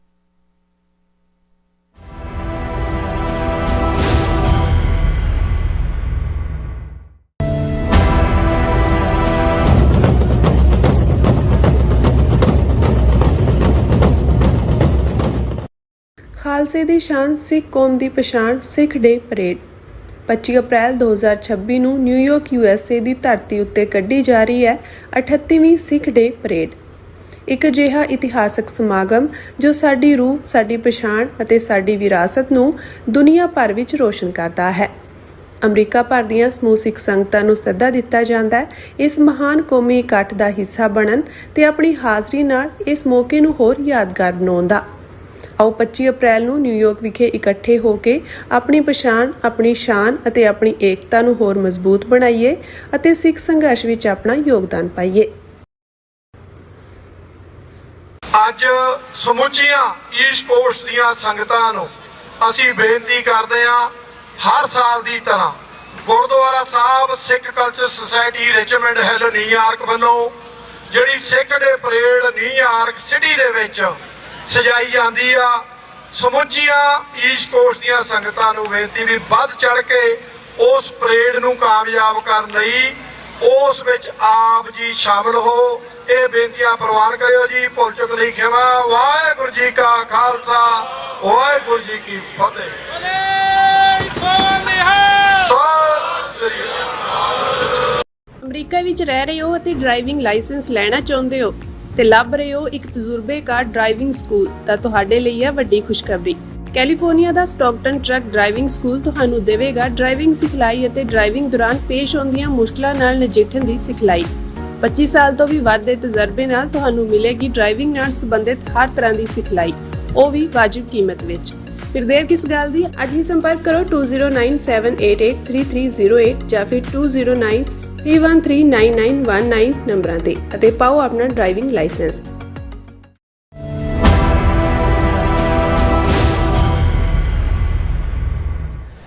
Viewers welcome back to programme. So viewers ਗੱਲਬਾਤ ਕਰਨ ਜਾ ਰਹੇ ਹਾਂ ਕਿ ਪਾਕਿਸਤਾਨ ਵੱਲੋਂ Iran crisis ਨੂੰ ਹੱਲ ਕਰਨ ਲਈ ਨਿਭਾਏ ਜਾ ਰਹੇ ਵਿਚੋਲਗੀ ਦੇ ਰੋਲ ਦੀ ਸਭ ਪਾਸੇ ਤਾਰੀਫ ਹੋ ਰਹੀ ਹੈ, ਜਦੋਂ ਕਿ ਭਾਰਤੀ ਹਾਕਮਾਂ ਨੂੰ ਕੱਪੜਿਆਂ ਸਮੇਤ ਅੱਗ ਲੱਗੀ ਹੋਈ ਹੈ। ਪਾਕਿਸਤਾਨ ਇੰਨੇ ਇਤਬਾਰਯੋਗ ਵਿਚੋਲਗੀ ਦੇ ਰੋਲ ਜਿਹੜੇ ਤੱਕ ਕਿਵੇਂ ਉਹਨਾਂ ਨੇ ਨਿਭਾਇਆ ਹੈ, ਸੋ ਇਸ ਪਿਛੋਕੜ ਬਾਰੇ ਆਪਾਂ ਗੱਲਬਾਤ ਕਰਨ ਜਾ ਰਹੇ ਹਾਂ। ਸੋ ਅਸੀਂ ਚਾਹਾਂਗੇ ਕਿ ਤੁਸੀਂ ਇਸੇ ਤਰ੍ਹਾਂ ਬਣੇ ਰਹਿਣਾ, ਦੇਖਣ ਸੁਣਨ ਲਈ ਲਿਖਣ ਲਈ ਤੁਹਾਡਾ ਸਭ ਦਾ ਬਹੁਤ ਬਹੁਤ ਸ਼ੁਕਰੀਆ ਜੀ। ਰਾਜ ਸਾਹਿਬ ਕੀ ਵਿਚਾਰਾਂ ਨੇ? ਦੇਖੋ, ਆਲਮੋਸਟ ਪਿਛਲੇ ਇਹਨਾਂ ਸਾਰੇ ਦਿਨਾਂ 'ਚ ਹੀ ਖਾਸ ਤੌਰ 'ਤੇ ਈਰਾਨ ਕ੍ਰਾਈਸਿਸ ਸ਼ੁਰੂ ਹੋਣ ਤੋਂ ਬਾਅਦ ਔਰ ਜਦੋਂ ਮਿਡ ਦੇ ਵਿੱਚ ਇਹ ਸੀ ਤਾਂ ਉਦੋਂ ਇਹ ਸਾਹਮਣੇ ਆਇਆ ਕਿ ਪਾਕਿਸਤਾਨ ਵੱਲੋਂ ਜਿਹੜਾ ਮੀਡੀਏਸ਼ਨ ਦਾ ਜਾਂ ਉਸ ਦੇ ਲਈ ਫੈਸਿਲੀਟੇਸ਼ਨ ਲਫ਼ਜ਼ ਪਹਿਲਾਂ ਜ਼ਿਆਦਾ ਇਸਤੇਮਾਲ ਹੋਇਆ, ਉਸ ਰੋਲ ਨੂੰ ਨਿਭਾਇਆ ਜਾ ਰਿਹਾ। ਔਰ ਫਿਰ ਜਦੋਂ ਕਿ ਐਨ ਇਹ ਪ੍ਰੈਜ਼ੀਡੈਂਟ ਟਰੰਪ ਦੀ ਧਮਕੀ ਔਰ ਉਹ ਟਾਈਮ ਜਿਹੜਾ ਉਹ ਨੇੜੇ ਆ ਰਿਹਾ ਸੀ ਜਿਹਦੇ 'ਚ ਕਿ ਦੁਨੀਆ ਭਰ ਦੇ ਲੋਕਾਂ ਨੇ ਜਿਹੜੇ ਸੈਂਸਿਟਿਵ ਵੀ ਨੇ ਜਾਂ ਜਿਹੜੇ ਦੁਨੀਆ ਨੂੰ ਸਮਝਦੇ ਨੇ, ਉਹਨਾਂ ਦੇ ਦਿਲਾਂ ਦੀ ਧੜਕਣ ਵੱਧ ਰਹੀ ਸੀ, ਕਿਉਂਕਿ ਪ੍ਰੈਜ਼ੀਡੈਂਟ ਟਰੰਪ ਦੀ ਦਿੱਤੀ ਡੈਡਲਾਈਨ ਸੀ ਕਿ ਵੀ ਜੇ ਈਰਾਨ ਨੇ ਜਿਹੜਾ ਉਹ ਸਰੈਂਡਰ ਨਾ ਕੀਤਾ ਤੇ whole civilisation will be wiped out tonight, ਕਿ ਇੱਕ ਰਾਤ ਦੇ ਵਿੱਚ ਸਾਰੀ ਸਿਵਲਾਈਜੇਸ਼ਨ। ਉਸ ਤੋਂ ਪਹਿਲਾਂ ਸਟੋਨ ਏਜ ਦਾ ਉਹ ਜ਼ਿਕਰ ਕਰ ਚੁੱਕੇ ਸੀ। ਔਰ ਜਿਸ ਲੈਵਲ ਦੇ ਉੱਤੇ ਪ੍ਰੈਜ਼ੀਡੈਂਟ ਟਰੰਪ ਦੀ ਡਿਸੀਜਨ ਮੇਕਿੰਗ ਹੈ ਜਾਂ ਉਹਨਾਂ ਦੀ ਆਪਣੀ ਜ਼ਿੱਦ ਹੈ, ਜਿਹੜੀ ਜ਼ਾਹਰ ਹੈ ਕਿ ਜਿਹੜਾ ਬੰਦਾ ਸਟਰੋਂਗ ਵਿਲਡ ਹੁੰਦਾ ਹੈ ਉਹ ਜ਼ਿੱਦੀ ਵੀ ਹੁੰਦਾ ਹੈ। ਉਸੇ ਨੂੰ ਹੀ ਇੱਕ ਪਾਸੇ ਤੁਸੀਂ ਡਿਟਰਮੀਨੇਸ਼ਨ ਵਾਲਾ ਕਹਿ ਦਿੰਦੇ ਹੋ, ਦੂਸਰੇ ਪਾਸੇ ਉਹਨੂੰ ਤੁਸੀਂ ਜਿਹੜਾ ਕੋਈ ਹੋਰ ਨਾਂ ਦੇ ਦਿੰਦੇ ਹੋ, ਉਹਨੂੰ ਤੁਸੀਂ ਕਹਿੰਦੇ ਹੋ ਕਿ ਨਹੀਂ ਇਹ ਜਿਹੜਾ ਹੈ ਉਹ ਹਠੀ ਹੈ, ਗੱਲ ਮੰਨਦਾ ਨਹੀਂ ਹੈ। ਮਕਸਦ ਤਾਂ ਉਹੀ ਹੁੰਦਾ ਹੈ ਕਿ ਵੀ ਉਸ ਨੂੰ ਤੁਸੀਂ ਕੀ ਟਰਮ ਕਹਿਣਾ। ਔਰ ਇਸ ਹਵਾਲੇ ਨਾਲ ਹਰ ਇੱਕ ਨੂੰ ਐਸੀ ਖੌਫ ਕਿ ਭਾਈ ਕੀ ਹੋਣ ਜਾ ਰਿਹਾ। ਪਰ ਐਨ ਉਸ ਮੌਕੇ ਕੁਝ ਘੰਟੇ ਪਹਿਲਾਂ ਹੀ ਨਵਾਜ਼ ਸ਼ਰੀਫ ਪਾਕਿਸਤਾਨ ਦੇ ਪ੍ਰਾਈਮ ਮਿਨਿਸਟਰ, ਉਹਨਾਂ ਨੇ ਅਪੀਲ ਕੀਤੀ ਕਿ ਜਿਹੜਾ 2 ਹਫ਼ਤੇ ਲਈ ਸੀਜ਼ ਫਾਇਰ ਕੀਤਾ ਜਾਏ। ਔਰ ਫਿਰ ਖਬਰਾਂ ਆਈਆਂ, ਕਿਉਂਕਿ ਉਹ ਅਪੀਲ ਤੋਂ ਪਹਿਲਾਂ ਹੀ ਜ਼ਾਹਰ ਸੀ ਕਿ ਵੀ ਜਿਹੜੀ ਬੈਕ ਡੋਰ ਚੈਨਲ ਜਿਹਨੂੰ ਕਹਿੰਦੇ ਨੇ, ਉਹਦੇ ਰਾਹੀਂ ਇਹ ਐਗਰੀਮੈਂਟ ਹੋ ਚੁੱਕਾ ਸੀ। ਔਰ ਫਿਰ ਜਿਸ 2 ਹਫ਼ਤੇ ਦੇ ਸੀਜ਼ ਫਾਇਰ ਤੋਂ ਬਾਅਦ ਪਾਕਿਸਤਾਨ ਨੇ ਬੜੇ ਮਿਹਨਤ ਦੇ ਨਾਲ ਜਿਹੜਾ ਉਹਨੂੰ ਮੈਟੀਕੂਲਸਲੀ ਪਲਾਨ ਕੀਤਾ। ਇਸਲਾਮਾਬਾਦ ਡਾਇਲੋਗ ਜਿਹਨੂੰ ਕਿਹਾ ਗਿਆ, ਇਸਲਾਮਾਬਾਦ ਸਮਿਟ ਵੀ, ਔਰ ਉਸ ਦੇ ਵਿੱਚ ਹਾਈ ਲੈਵਲ ਡੈਲੀਗੇਸ਼ਨ ਅਮਰੀਕਾ ਦਾ ਵਿਟਕੌਫ ਵੀ ਔਰ ਜੈਰੀ ਕੁਸ਼ਨਰ ਵੀ, ਪਰ ਜਿਹਨੂੰ ਲੀਡ ਵਾਈਸ ਪ੍ਰੈਜ਼ੀਡੈਂਟ ਜਿਹੜੇ ਨੇ ਮਿਸਟਰ ਵੈਂਸ ਕਰ ਰਹੇ ਸੀ। ਸੋ ਉਸ ਤੋਂ ਵੀ ਜ਼ਾਹਰ ਹੋਇਆ ਕਿ ਵੀ ਦੇ ਮੀਨ ਬਿਜ਼ਨਸ। ਔਰ ਈਰਾਨ ਦਾ ਤਾਂ ਰਾਦਰ ਕੰਪਲੀਟ ਕੰਪੀਟੈਂਟ ਉਹਨਾਂ ਦਾ ਡੈਲੀਗੇਸ਼ਨ, ਕਿਉਂਕਿ ਅਮਰੀਕਾ ਦੇ ਡੈਲੀਗੇਸ਼ਨ ਲਈ ਤਾਂ ਇਹ ਸੀ ਕਿ ਉਹ JD ਵੈਂਸ 21 ਘੰਟੇ ਦੀ ਜਿਹੜੀ ਮੈਰਾਥਨ ਸੈਸ਼ਨ ਚੱਲਿਆ, ਉਹਦੇ 'ਚ 11 ਵਾਰ ਉਹਨਾਂ ਨੇ ਪ੍ਰੈਜ਼ੀਡੈਂਟ ਟਰੰਪ ਦੇ ਨਾਲ ਗੱਲ ਕੀਤੀ। ਪਰ ਈਰਾਨ ਵਾਲਿਆਂ ਨੇ ਕੋਈ ਕਿਸੇ ਨਾਲ ਕਮਿਊਨੀਕੇਟ ਪਿੱਛੇ ਨਹੀਂ, ਕਿਉਂਕਿ ਉਹਨਾਂ ਨੂੰ ਉਹ ਆਲ ਪਾਵਰਡ ਸੀ। ਔਰ ਇਸ ਨਜ਼ਰੀਏ ਦੇ ਨਾਲ ਹੀ ਆਏ ਸੀ। ਇੱਕ ਤਾਂ ਜਿਵੇਂ ਉਹਨਾਂ ਦੇ ਹੁਣ ਜਿਹੜੇ ਅੱਡ ਸਪੋਕਸਮੈਨ ਤਰੀਕਿਆਂ ਦੇ ਨਾਲ ਆਪਣੀ ਗੱਲ ਕਰਦੇ ਨੇ ਕਿ ਹਾਲਾਂ ਈਰਾਨ ਬਹੁਤ ਸਸਪੀਸ਼ੀਅਸ ਸੀ ਅਮਰੀਕਾ ਬਾਰੇ, ਹੁਣ ਵੀ ਹੈ ਕਿ ਵੀ 2 ਵਾਰ ਤਾਂ ਜਦੋਂ ਗੱਲਬਾਤ ਨਿਊਕਲੀਅਰ ਮੁੱਦੇ ਦੇ ਉੱਤੇ ਹੋਈ ਜਨੀਵਾ 'ਚ, ਔਰ ਦੂਜਾ ਅਮਰੀਕਾ ਨੇ ਟਰਸਟ ਤੋੜਿਆ। ਔਰ ਹੁਣ ਕਿਉਂਕਿ ਜਿਵੇਂ ਅਸੀਂ ਇਹ ਕਿਹਾ ਕਿ ਵੀ ਪ੍ਰੈਜ਼ੀਡੈਂਟ ਟਰੰਪ ਤਾਂ ਉਸ ਜੰਗ ਦੇ ਵਿੱਚ ਡਰੈਗ ਕੀਤੇ ਗਏ, ਜੇ ਅਮਰੀਕਾ ਨੇ ਪਲਾਨ ਕੀਤੀ ਹੁੰਦੀ ਕਿ ਵੀ ਈਰਾਨ ਦੇ ਖਿਲਾਫ ਲੜਨਾ ਹੈ, ਫਿਰ ਇਨ ਸਟ੍ਰੈਟਜੀ ਤੇ ਆਊਟ ਸਟ੍ਰੈਟਜੀ ਹੁੰਦੀ ਉਹ ਤਾਂ। ਔਰ ਇਹੀ ਕਾਰਨ ਹੈ ਕਿ ਵੀ ਜਦੋਂ ਈਰਾਨ ਦੀ ਸਟਿਫ ਰੈਜ਼ਿਸਟੈਂਸ ਹੋਈ ਔਰ ਉਸ ਦੀਆਂ ਮਿਸਲਸ ਔਰ ਡਰੋਨਸ ਉਹ ਇੰਨੇ ਕਾਰਗਰ ਸਾਬਤ ਹੋਏ ਤੇ ਅਮਰੀਕਨ ਜਿਹੜੇ ਨੇ ਉਹਨਾਂ ਨੂੰ ਜਿਹੜਾ ਫੌਜੀ ਤੌਰ ਦੇ ਉੱਤੇ ਕੋਈ ਪਲਾਨ ਬੀ ਪਲਾਨ ਸੀ ਤਾਂ ਹੈ ਨਹੀਂ ਸੀ, ਕਿਉਂਕਿ ਜਿਸ ਤੇਜ਼ੀ ਦੇ ਨਾਲ ਅਮਰੀਕਾ ਡਰੈਗ ਹੋ ਗਿਆ ਇਹ ਸਾਰੇ।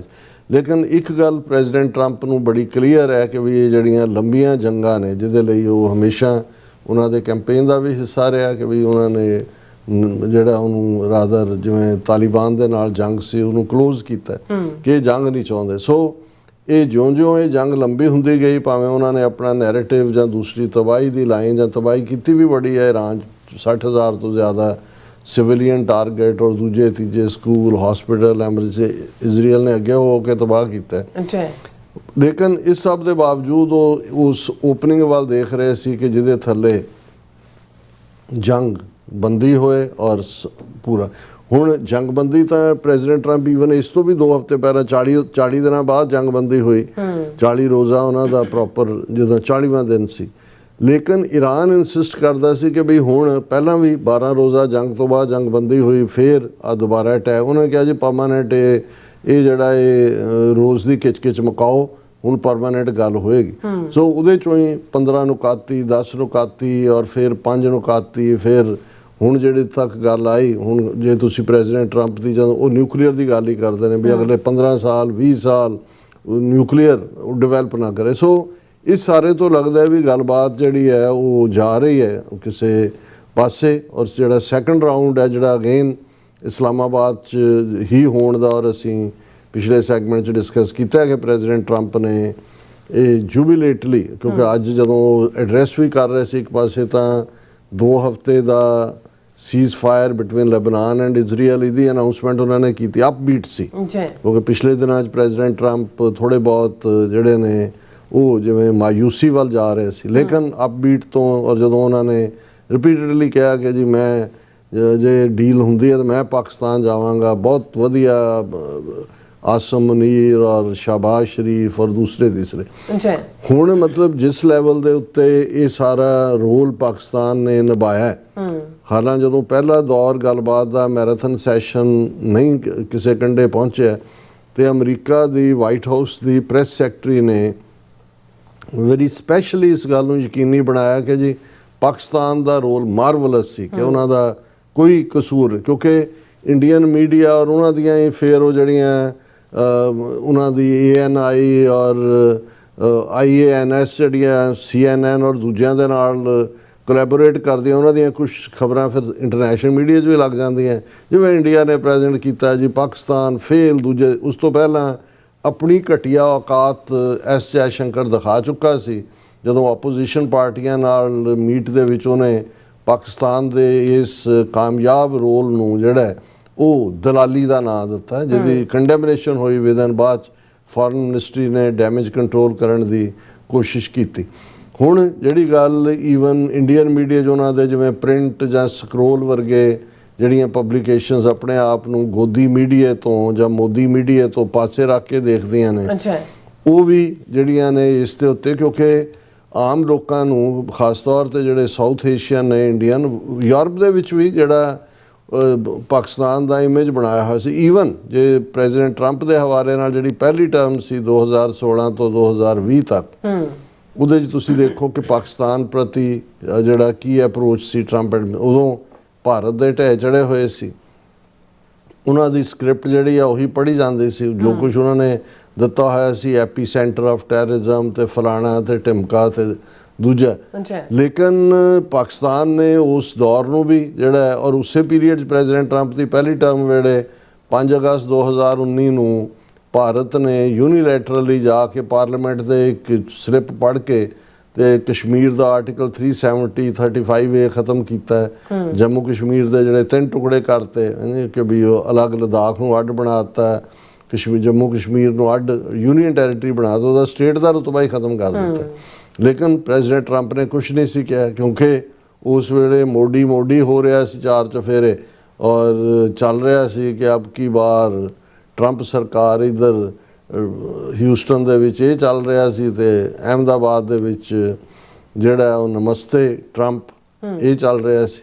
ਸੋ ਇਸ ਸਭ ਹੁਣ ਦੂਸਰੀ ਟਰਮ ਦੇ ਸ਼ੁਰੂਆਤੀ ਦੌਰ ਦੇ ਵਿੱਚ ਹੀ ਜਿਵੇਂ ਪ੍ਰੈਜ਼ੀਡੈਂਟ ਟਰੰਪ ਨੇ ਛਿਟਕ ਕੇ ਭਾਰਤ ਨੂੰ ਪਰੇ ਸੁੱਟਿਆ ਔਰ ਅਮਰੀਕਾ ਦੇ ਨਾਲ ਪਾਕਿਸਤਾਨ ਦੇ ਨਾਲ ਜਿਹੜੀਆਂ ਸਾਂਝਾਂ ਦੀ ਗੱਲ ਹੈ ਔਰ 1 ਸਾਲ 'ਚ ਇਹ ਇਸ ਲੈਵਲ ਤੱਕ ਰਿਲੇਸ਼ਨਸ਼ਿਪ ਚਲੀ ਗਈ ਕਿ ਅੱਜ ਸਭ ਤੋਂ ਵੱਡਾ ਕ੍ਰਾਈਸਿਸ ਜਿਹਦੇ 'ਚ ਵੱਡੀਆਂ ਤਾਕਤਾਂ, ਕਿਉਂਕਿ ਜਦੋਂ ਅਸੀਂ ਈਰਾਨ ਦੀ ਗੱਲ ਕਰਦੇ ਹਾਂ ਰੂਸ ਔਰ ਚਾਈਨਾ ਈਰਾਨ ਦੇ ਨਾਲ ਖੜੇ ਨੇ। ਇਹ ਵੀ ਆਇਆ ਕਿ ਜੀ ਉਹਨਾਂ ਦੀ ਜਿਹੜੇ ਸੈਟੇਲਾਈਟ ਯੂਜ਼ ਹੋ ਰਹੀ ਹੈ, ਉਹਨਾਂ ਦੇ ਵੈਪਨ ਯੂਜ਼ ਹੋ ਰਹੇ ਨੇ ਔਰ ਫਲਾਣਾ। ਸੋ ਪਾਕਿਸਤਾਨ ਦੇ ਇਸ ਰੋਲ 'ਚ ਆਉਣਾ ਜਿਹੜਾ ਉਹ ਬਹੁਤਿਆਂ ਨੂੰ ਵੈਸਟਰਨ ਵੀ ਲੋਕ ਜਦੋਂ ਹੁਣ ਰਿਪੀਟਡਲੀ ਲਫ਼ਜ਼ ਇਸਲਾਮਾਬਾਦ ਔਰ ਪਾਕਿਸਤਾਨ ਮੀਡੀਆ 'ਚ ਆ ਰਿਹਾ ਪਿਛਲੇ 40+ ਦਿਨਾਂ ਤੋਂ ਇਹੀ ਗੱਲਬਾਤ ਚੱਲੀ ਹੋਈ ਹੈ, ਹੁਣ ਤਾਂ 45 ਦਿਨ ਹੋ ਗਏ। ਤੇ ਈਵਨ ਜਿਹੜਾ ਇੰਡੀਅਨ ਮੀਡੀਆ ਹੈ ਉਸ ਨੂੰ ਵੀ ਆਪਣੇ ਜਿਹੜਾ ਵਿਊਅਰਸ ਨੂੰ ਆਪਣੇ ਰੀਡਰਸ ਨੂੰ ਇਹ ਦੇਣ ਦੇ ਲਈ, ਔਰ ਮੈਂ ਇੱਕ ਸਕਰੋਲ ਦੀ ਸਟੋਰੀਜ਼ ਦੇਖ ਰਿਹਾ ਸੀ ਜਿਹੜੀ ਅਸ਼ੋਕ ਸਵੈਨ ਨਾਂ ਦੇ ਪੱਤਰਕਾਰ ਨੇ ਲਿਖੀ ਹੈ ਵੈਸਟ ਏਸ਼ੀਆ ਸਿਚੁਏਸ਼ਨ ਤੇ। ਫਿਰ ਉਹਦੇ 'ਚ ਉਹਨੇ ਟਾਈਟਲ ਇਹ ਦਿੱਤਾ the advantage of access why Pakistan has emerged as the mediator between Iran and the US। ਕਿ ਪਾਕਿਸਤਾਨ ਹੀ ਕਿਉਂ, ਇੰਡੀਆ ਵੀ ਗੁਆਂਢ ਦੇ ਵਿੱਚ ਸੀ, ਦੂਸਰੀਆਂ ਤਾਕਤਾਂ ਵੀ ਨੇ, ਚੀਨ ਦੇ ਨਾਲ ਵੀ ਅਮਰੀਕਾ ਦੀ ਡੀਲ ਹੈ ਹਰ ਪਾਸਿਓਂ, ਰਸ਼ੀਆ ਵੀ ਜਿਹੜਾ ਉਹ ਰੋਲ ਪਲੇ ਕਰ ਸਕਦਾ ਸੀ, ਬਟ ਵਾਈ ਪਾਕਿਸਤਾਨ। ਔਰ ਕਿ ਵੀ ਇਹ ਜਿਹੜਾ ਰੋਲ ਹੈ ਸਾਰਾ ਇਸ ਦੇ ਉੱਤੇ ਕਾਫੀ ਡਿਟੇਲ 'ਚ ਗੱਲ ਹੋਈ ਹੈ।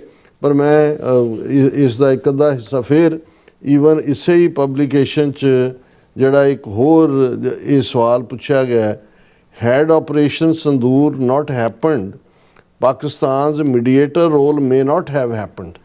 ਹੁਣ ਇਹ ਇੱਕ ਬੜੀ ਯੂਨੀਵਰਸਿਟੀ ਦੀ ਮਾਹਿਰ ਅਮਰੀਕਨ ਯੂਨੀਵਰਸਿਟੀ ਦੀ ਜਿਹੜੀ ਪ੍ਰੋਫੈਸਰ ਹੈ ਉਹਦਾ ਕਹਿਣਾ ਕਿ ਵੀ ਇਸ ਸਾਰੇ ਦੇ ਵਿੱਚ ਜਿਹੜਾ ਸਭ ਤੋਂ ਵੱਡਾ ਰੋਲ ਹੈ ਪਾਕਿਸਤਾਨ ਨੂੰ ਜਿਹੜਾ ਮਿਲਿਆ ਮੀਡੀਏਸ਼ਨ ਦਾ, ਇਹਦੇ 'ਚ ਆਪਰੇਸ਼ਨ ਸੰਦੂਰ ਦਾ ਵੱਡਾ ਰੋਲ ਹੈ। ਕਿਉਂਕਿ ਉਹਦੇ 'ਚ ਹੁਣ ਜਿਹੜੀ ਇਨਵੈਸਟਮੈਂਟ ਇੰਡੀਆ ਦੇ ਉੱਤੇ ਸੀ ਪਿਛਲੇ 5 ਅਮਰੀਕਨ ਪ੍ਰੈਜ਼ੀਡੈਂਟਸ ਵੱਲੋਂ, ਕਲਿੰਟਨ ਦੇ ਜ਼ਮਾਨੇ ਤੋਂ ਸ਼ੁਰੂ ਹੋ ਗਿਆ ਸੀ ਡੀ-ਹਾਈਫਨੇਟ ਕਰੋ ਇੰਡੀਆ ਪਾਕਿਸਤਾਨ ਨੂੰ, ਔਰ ਫਿਰ ਕਲਿੰਟਨ, ਫਿਰ ਜੂਨੀਅਰ ਬੁਸ਼, ਔਰ ਫਿਰ ਟਰੰਪ ਦੀ ਪਹਿਲੀ ਟਰਮ, ਫਿਰ ਬਾਈਡਨ ਦੀ ਟਰਮ, ਜਿਹੜੀ 30 ਸਾਲ ਦੀ ਨੀਤੀ ਸੀ ਉਸ ਨੂੰ ਇੱਕਦਮ ਰਿਵਰਸ ਕਰਕੇ, ਔਰ ਉਹਦਾ ਕਿਉਂਕਿ ਉਹਦੇ 'ਚ ਇੱਕ ਤਾਂ ਇੰਡੀਆ ਦਾ ਮਿਲਟਰੀ ਮਾਈਟ ਵੀ ਉਹਨਾਂ ਨੇ ਦੇਖ ਲਿਆ ਸੀ ਕਿ ਭਾਈ ਉਹ ਤਾਂ 2020 ਗਲਵਾਨ ਵੈਲੀ ਦੇ ਵਿੱਚ ਚੀਨ ਤੋਂ ਜੁੱਤੀਆਂ ਖਾਧੀਆਂ।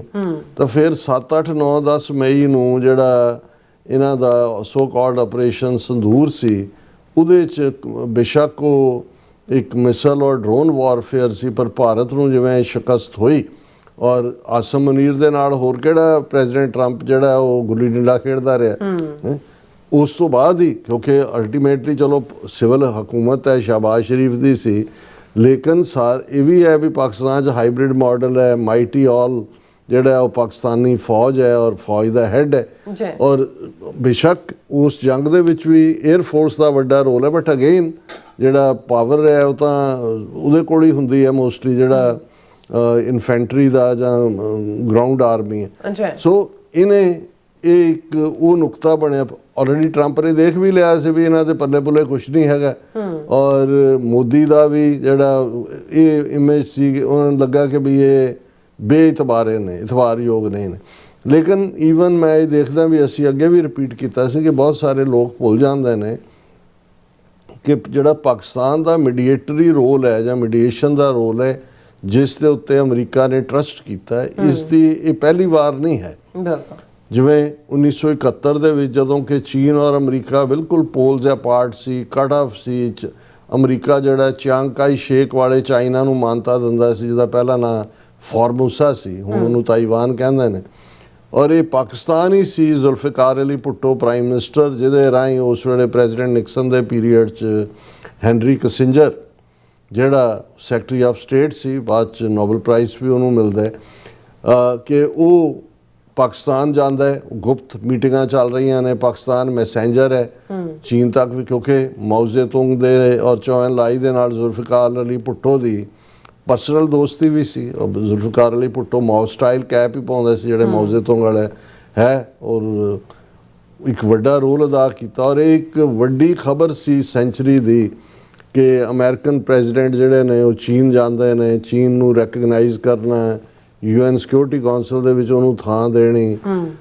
ਅਮਰੀਕਾ ਦੇ ਨਾਲ ਸਬੰਧ ਖੁੱਲ੍ਹਣੇ, ਔਰ ਉਹੀ ਜਿਹੜੇ ਖੁੱਲ੍ਹੇ ਸਬੰਧ ਨੇ ਫਿਰ ਵਰਲਡ ਟ੍ਰੇਡ ਔਰ ਦੂਜੇ 'ਚ ਅੱਜ ਉਸੇ ਹੀ ਚੀਨ ਦੇ ਨਾਲ $800 ਬਿਲੀਅਨ ਦਾ ਉਹ ਚੀਨ ਜਿਹੜਾ ਅਮਰੀਕਾ ਨਾਲ $800 ਬਿਲੀਅਨ ਦਾ ਸਰਪਲਸ ਟ੍ਰੇਡ ਕਰਦਾ। ਸੋ ਇਹ ਇੱਕ ਬਹੁਤ ਵੱਡੀ, ਸੋ ਇਹ ਆਪਣੇ ਆਪ 'ਚ ਇਸ ਤੋਂ ਵੱਡੀ ਮੀਡੀਏਸ਼ਨ ਕੀ ਹੋ ਸਕਦੀ ਹੈ। ਫਿਰ ਅਸੀਂ 1979 ਦੇ ਵਿੱਚ ਜਦੋਂ ਕਿ ਆਇਤੁੱਲਾ ਖਮੀਨੀ ਈਰਾਨ ਦੇ ਵਿੱਚ ਆ ਕੇ ਸ਼ਾਹ ਆਫ ਈਰਾਨ ਨੂੰ, ਉਹ ਪਹਿਲਾਂ ਹੀ ਭੱਜ ਜਾਂਦਾ ਹੈ ਜਹਾਜ਼ ਚੜ੍ਹ ਕੇ, ਔਰ ਰੈਵੋਲੂਸ਼ਨ ਦੀ ਸ਼ੁਰੂਆਤ ਹੁੰਦੀ ਹੈ, ਇਰਾਨੀ ਰੈਵੋਲੂਸ਼ਨ, ਜਿਹੜੀ ਅਮਰੀਕਨ ਸਬੰਧਾਂ ਨਾਲ 47 ਸਾਲ ਦਾ ਟਕਰਾਅ ਵੀ ਹੈ। ਜਦੋਂ ਟਰੰਪ ਕਹਿੰਦੇ ਨੇ ਮੈਂ ਪਾਕਿਸਤਾਨ ਜਾਵਾਂਗਾ, ਉਹ ਵੀ 47 ਨੰਬਰ ਬਾਰ-ਬਾਰ ਯੂਜ਼ ਕਰਦੇ ਨੇ।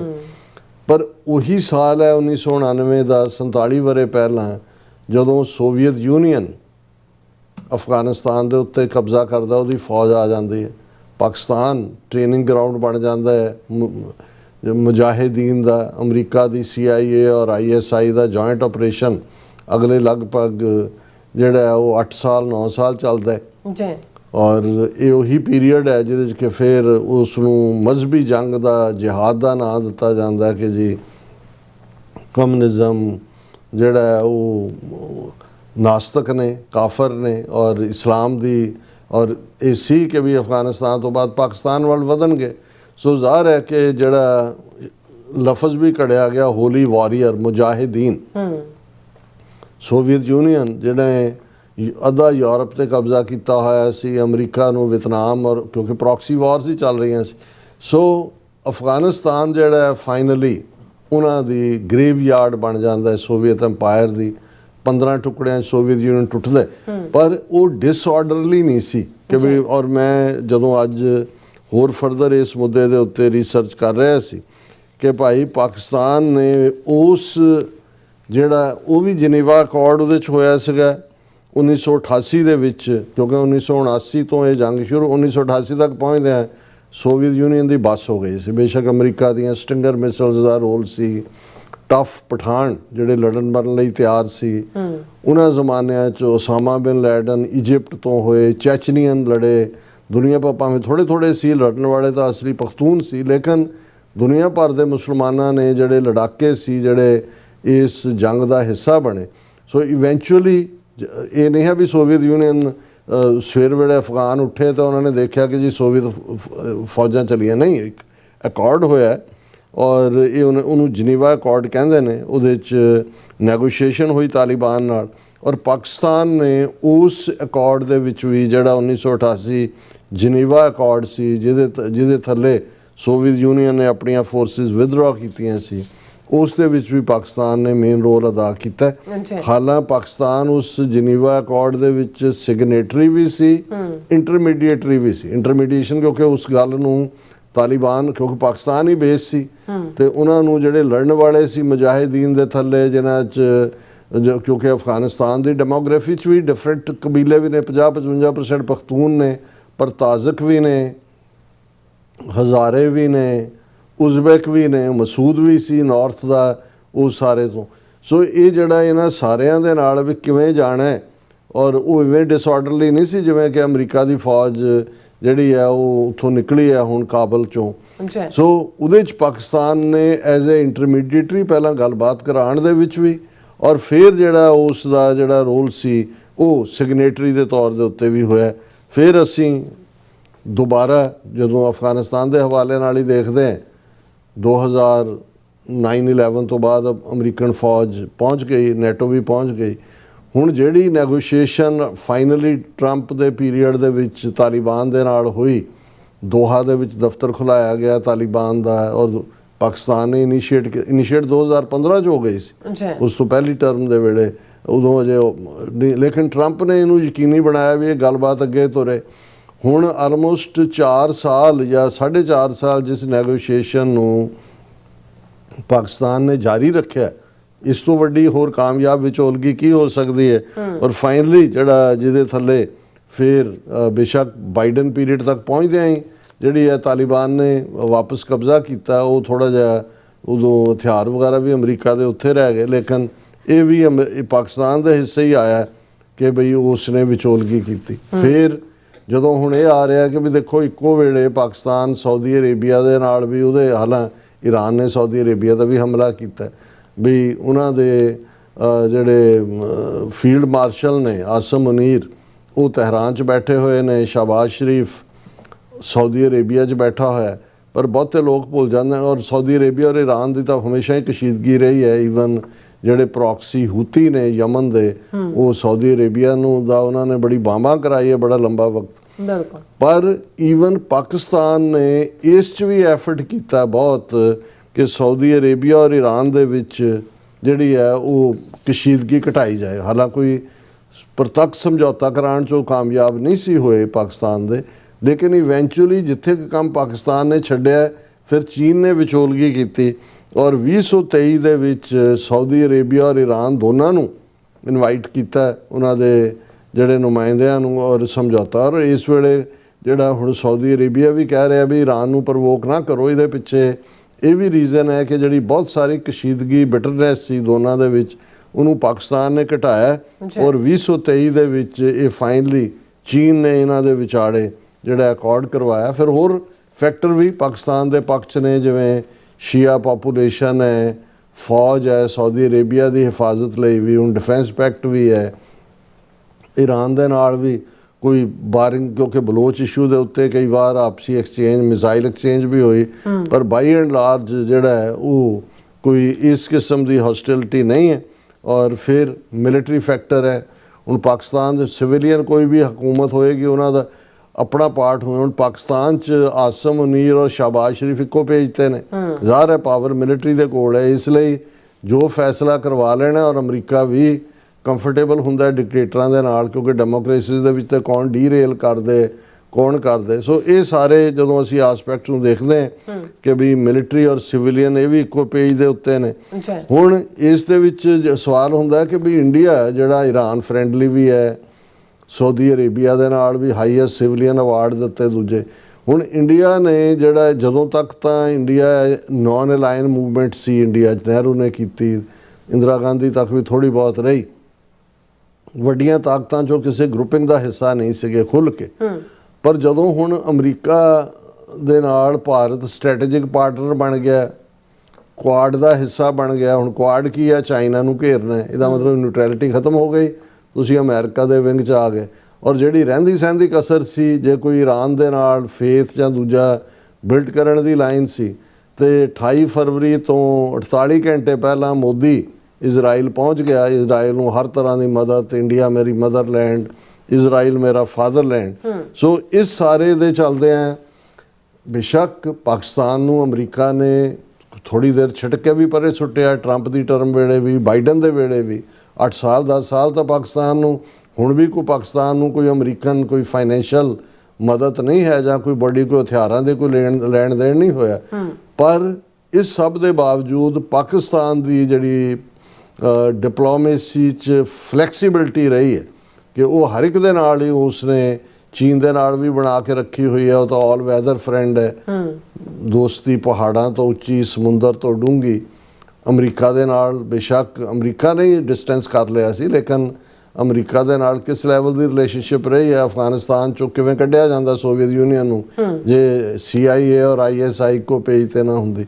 ਇਸੇ ਤਰ੍ਹਾਂ ਜੇ ਈਰਾਨ ਦੇ ਹਵਾਲੇ ਨਾਲ ਜੇ ਜਿਸ ਲੈਵਲ ਦਾ ਸਵਾਗਤ ਆਸਮ ਮੁਨੀਰ ਦਾ ਈਰਾਨ ਵਾਲਿਆਂ ਨੇ ਕੀਤਾ, ਉਹਨਾਂ ਨੇ ਵੀ ਪੂਰਾ ਮਤਲਬ ਜਦੋਂ ਹੁਣ ਆਸਮ ਮੁਨੀਰ ਜਦੋਂ ਈਰਾਨ ਦਾ ਡੈਲੀਗੇਸ਼ਨ ਜਾਂਦਾ ਹੈ ਉਹਨਾਂ ਨੂੰ ਮਿਲਦੇ ਨੇ ਤਾਂ ਉਹ ਯੂਨੀਫਾਰਮ 'ਚ ਹੈ, ਜਦੋਂ ਅਮਰੀਕਨ ਡੈਲੀਗੇਸ਼ਨ ਹੈ ਉਹ ਸਿਵਿਲੀਅਨ ਕੱਪੜਿਆਂ 'ਚ ਹੈ। ਪਰ ਇੱਕ ਹੋਰ ਪਾਰਟ ਜਿਹੜਾ ਹੈ ਈਰਾਨ ਵਾਲਿਆਂ ਦੇ ਕਲਚਰ ਦਾ ਹਿੱਸਾ ਦੱਸਿਆ ਜਾਂਦਾ, ਮੈਂ ਕਿਹਾ 79 ਤੋਂ ਬਾਅਦ ਹੀ ਆਇਆ ਹੋਵੇਗਾ, ਕਿ ਈਰਾਨੀ ਜਿਹੜੇ ਆਫੀਸ਼ੀਅਲ ਨੇ ਉਹਨਾਂ ਦੇ ਜਾਂ ਮਿਨਿਸਟਰ ਜਾਂ ਦੂਜੇ ਸੂਟ ਤਾਂ ਪਾਉਂਦੇ ਨੇ ਬਹੁਤ ਵਧੀਆ, ਟਾਈ ਨਹੀਂ ਬੰਨ੍ਹਦੇ। ਉਹ ਟਾਈ ਨੂੰ ਵਿਦੇਸ਼ੀ ਗੁਲਾਮੀ ਜਾਂ ਨਾ ਇਤਬਾਰੀ ਨਾਲ ਜੋੜ ਕੇ ਦੇਖਦੇ ਨੇ। ਸੋ ਜਦੋਂ ਹੁਣ ਆਸਮ ਮੁਨੀਰ ਗਏ ਜਿਹੜੇ ਤਹਿਰਾਨ 'ਚ ਗਏ ਨੇ, ਉਹਨਾਂ ਨੇ ਟਾਈ ਨਹੀਂ ਸੀ ਲਾਈ, ਸੂਟ ਪਾਇਆ ਹੋਇਆ। ਸੋ ਜਦੋਂ ਤੁਸੀਂ ਇਸ ਕਿਸਮ ਦਾ ਇਹ ਵੀ ਇੱਕ ਡਿਪਲੋਮੇਸੀ ਦੇ ਔਰ ਜਿਹੜੀ ਫਾਈਨ ਟਿਊਨਿੰਗ ਹੁੰਦੀ ਹੈ ਗੱਲਬਾਤ ਦੀ, ਤੁਸੀਂ ਦੂਸਰੇ ਦਾ ਭਰੋਸਾ ਜਿੱਤਣਾ ਹੈ, ਤੁਸੀਂ ਦੂਸਰੇ ਦੇ ਜਿਹੜਾ ਉਹ ਉਸ ਨੂੰ ਕੀ ਸੂਟ ਕਰਦਾ ਉਹਨੂੰ ਕਰੋ। ਔਰ ਇਹ ਪਾਕਿਸਤਾਨ ਨੇ ਜੇ ਟਰੰਪ ਨੇ ਕਿਹਾ ਜੀ ਜੰਗ ਰੋਕੀ ਮੈਂ ਇੰਡੀਆ ਪਾਕਿਸਤਾਨ ਨੇ ਕਿਹਾ ਜੀ ਬਹੁਤ ਰੋਕੀ, ਨੋਬਲ ਪ੍ਰਾਈਜ਼ ਮਿਲਣਾ ਚਾਹੀਦਾ ਔਰ ਨਹੀਂ ਤਾਂ ਇੰਨੇ ਮਿਲੀਅਨ ਮਰ ਜਾਣੇ ਸੀ। ਚਲੋ ਉਹਨੂੰ ਭਾਵੇਂ ਈਗੋ ਮੈਸਾਜ ਵੀ ਕੋ ਹੋ ਗਈ, ਪਰ ਇਹ ਵੀ ਤਾਂ ਡਿਪਲੋਮੇਸੀ ਦਾ ਫਾਈਨ ਜਿਹੜਾ ਇੱਕ ਹਿੱਸਾ ਹੈ।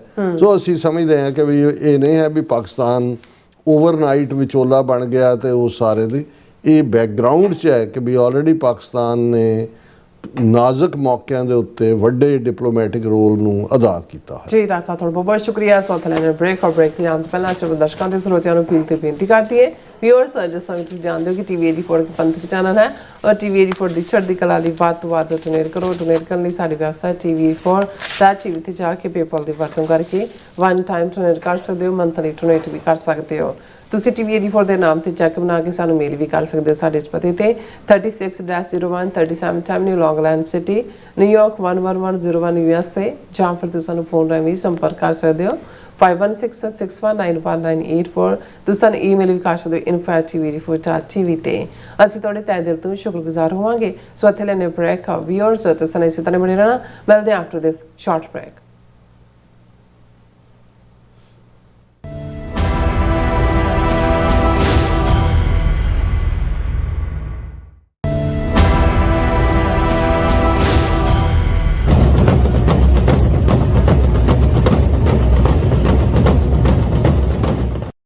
ਖਾਲਸੇ ਦੀ ਸ਼ਾਨ, ਸਿੱਖ ਕੌਮ ਦੀ ਪਛਾਣ, ਸਿੱਖ ਡੇ ਪਰੇਡ 25 ਅਪ੍ਰੈਲ 2026 ਨੂੰ ਨਿਊਯਾਰਕ USA ਦੀ ਧਰਤੀ ਉੱਤੇ ਕੱਢੀ ਜਾ ਰਹੀ ਹੈ 38ਵੀਂ ਸਿੱਖ ਡੇ ਪਰੇਡ। ਇੱਕ ਅਜਿਹਾ ਇਤਿਹਾਸਕ ਸਮਾਗਮ ਜੋ ਸਾਡੀ ਰੂਹ, ਸਾਡੀ ਪਛਾਣ ਅਤੇ ਸਾਡੀ ਵਿਰਾਸਤ ਨੂੰ ਦੁਨੀਆ ਭਰ ਵਿੱਚ ਰੋਸ਼ਨ ਕਰਦਾ ਹੈ। ਅਮਰੀਕਾ ਭਰ ਦੀਆਂ ਸਮੂਹ ਸਿੱਖ ਸੰਗਤਾਂ ਨੂੰ ਸੱਦਾ ਦਿੱਤਾ ਜਾਂਦਾ ਹੈ ਇਸ ਮਹਾਨ ਕੌਮੀ ਇਕੱਠ ਦਾ ਹਿੱਸਾ ਬਣਨ ਤੇ ਆਪਣੀ ਹਾਜ਼ਰੀ ਨਾਲ ਇਸ ਮੌਕੇ ਨੂੰ ਹੋਰ ਯਾਦਗਾਰ ਬਣਾਉਣ ਦਾ। ਆਓ 25 ਅਪ੍ਰੈਲ ਨੂੰ ਨਿਊਯਾਰਕ ਵਿਖੇ ਇਕੱਠੇ ਹੋ ਕੇ ਆਪਣੀ ਪਛਾਣ, ਆਪਣੀ ਸ਼ਾਨ ਅਤੇ ਆਪਣੀ ਏਕਤਾ ਨੂੰ ਹੋਰ ਮਜ਼ਬੂਤ ਬਣਾਈਏ ਅਤੇ ਸਿੱਖ ਸੰਘਰਸ਼ ਵਿੱਚ ਆਪਣਾ ਯੋਗਦਾਨ ਪਾਈਏ।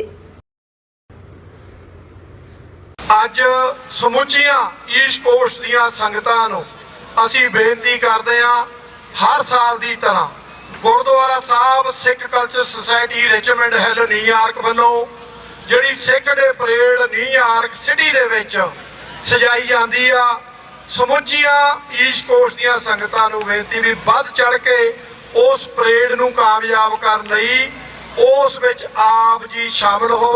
ਇਹ ਬੇਨਤੀਆਂ ਪ੍ਰਵਾਨ ਕਰਿਓ ਜੀ। ਭੁੱਲ ਚੁੱਕ ਲਈ ਖਿਮਾ। ਵਾਹਿਗੁਰੂ ਜੀ ਕਾ ਖਾਲਸਾ, ਵਾਹਿਗੁਰੂ ਜੀ ਕੀ ਫਤਿਹ। ਸਤਿ ਸ੍ਰੀ ਅਕਾਲ। ਤੁਸੀਂ ਵੇਖ ਰਹੇ ਹੋ TV 84, ਇੱਕ ਅਜਿਹਾ ਚੈਨਲ ਜੋ ਪਾਬੰਦੀਆਂ ਦੇ ਬਾਵਜੂਦ ਵੀ ਸੱਚ ਨੂੰ ਆਧਾਰ ਬਣਾ ਕੇ ਸਿੱਖ ਸੰਘਰਸ਼, ਸਿੱਖ ਨਜ਼ਰੀਏ ਅਤੇ ਕੌਮੀ ਮੁੱਦਿਆਂ ਨੂੰ ਨਿਡਰਤਾ ਨਾਲ ਸਾਹਮਣੇ ਰੱਖਦਾ ਆ ਰਿਹਾ ਹੈ। ਹੁਣ ਇੱਕ ਵਾਰ ਫਿਰ ਭਾਰਤ ਵਿੱਚ TV 84 ਨੂੰ ਰਿਸਟ੍ਰਿਕਟ ਕਰ ਦਿੱਤਾ ਗਿਆ। ਸੱਚ ਨੂੰ ਦਬਾਇਆ ਤਾਂ ਜਾ ਸਕਦਾ ਹੈ ਪਰ ਮਿਟਾਇਆ ਨਹੀਂ। ਅਸੀਂ ਖਾਮੋਸ਼ ਨਹੀਂ ਹੋਏ, ਸਾਡੀ ਆਵਾਜ਼ ਅਜੇ ਵੀ ਜਿਉਂਦੀ ਹੈ। ਭਾਰਤ ਤੋਂ ਬਾਹਰ TV 84 ਅਜੇ ਵੀ ਉਪਲਬਧ ਹੈ ਤੇ ਭਾਰਤ ਵਿੱਚ ਤੁਸੀਂ TV 84 ਦੀ ਵੈਬਸਾਈਟ ਤੇ ਸਾਡੀ ਪੂਰੀ ਰਿਪੋਰਟਿੰਗ, ਵੀਡੀਓਜ਼ ਅਤੇ ਸੱਚੀ ਜਾਣਕਾਰੀ ਵੇਖ ਸਕਦੇ ਹੋ। ਤਾਂ ਅੱਜ ਹੀ ਜੁੜੋ TV 84 ਦੀ ਵੈਬਸਾਈਟ ਦੇ ਨਾਲ, ਸਾਨੂੰ ਸਹਿਯੋਗ ਦਿਓ ਅਤੇ ਸੱਚ ਨਾਲ ਜੁੜੇ ਰਹੋ। TV 84, ਸੱਚ ਦੀ ਆਵਾਜ਼।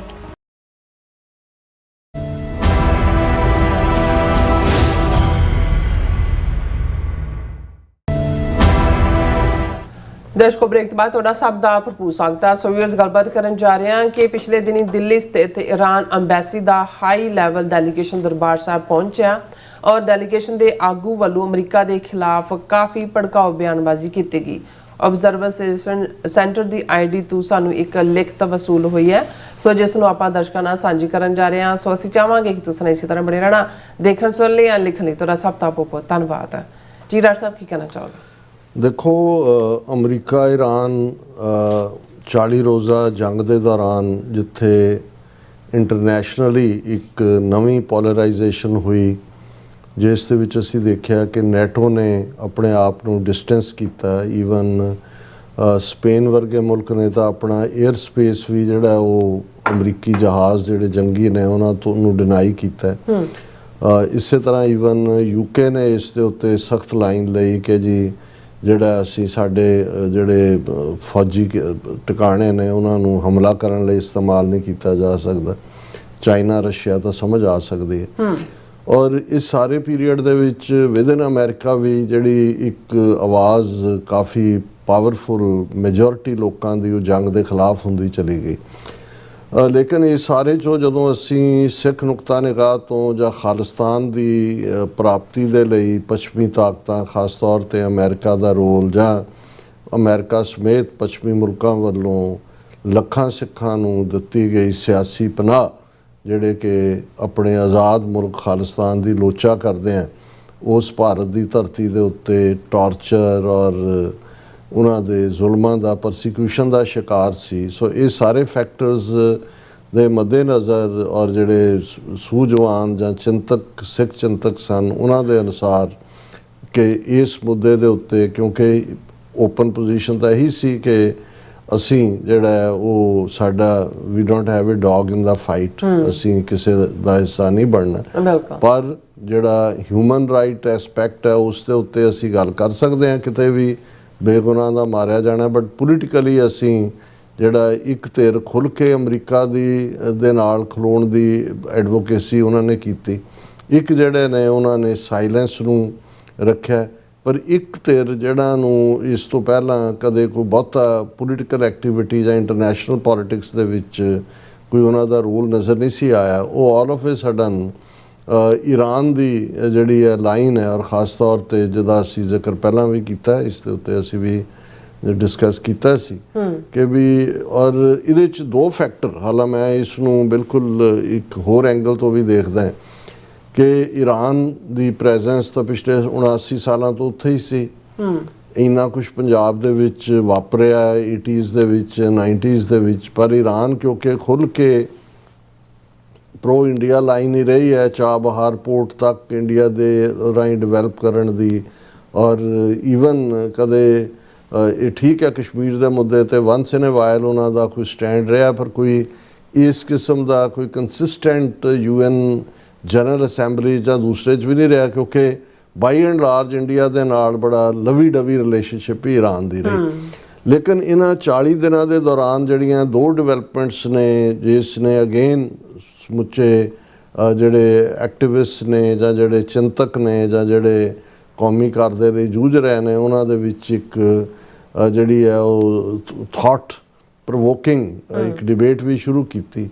ਉਹ ਇਹ ਸੀ ਕਿ ਵੀ ਪਹਿਲੀ ਸਟੇਜ ਦੇ ਉੱਤੇ ਜਿਹੜਾ ਈਵਨ ਸਿੱਖ ਨੁਮਾਇੰਦਿਆਂ ਦਾ ਦਿੱਲੀ ਦੇ ਵਿੱਚ ਇਰਾਨੀਅਨ ਐਮਬੈਸੀ 'ਚ ਜਾ ਕੇ ਜਿਹੜਾ ਉਹ ਖਮੀਨਾਈ ਦਾ ਅਫਸੋਸ ਕਰਨਾ, ਉੱਥੇ ਅਰਦਾਸ ਕਰਨਾ, ਔਰ ਦੂਸਰਾ ਪਾਵਰਫੁਲ, ਔਰ ਉਹਨੂੰ ਇੰਡੀਅਨ ਮੀਡੀਆ ਨੇ ਬਹੁਤ, ਹਾਲਾਂਕਿ ਵੱਡੀਆਂ ਖਬਰਾਂ ਵੀ ਹੁੰਦੀਆਂ ਨੇ, ਪਰ ਉਹਨੂੰ ਉਹਨਾਂ ਨੇ ਬਿਲਕੁਲ ਗਾਇਬ ਕਰ ਦਿੱਤਾ, ਜਿਹੜਾ ਉਸ ਨੂੰ ਪੂਰਾ ਉਹ ਗਾਇਬ ਕਰ ਦਿੰਦੇ ਨੇ ਜਿਹੜੀਆਂ ਵੀ ਕੋਈ ਸਿੱਖਾਂ ਦੇ ਹੱਕ 'ਚ ਜਾਂਦੀਆਂ ਨੇ।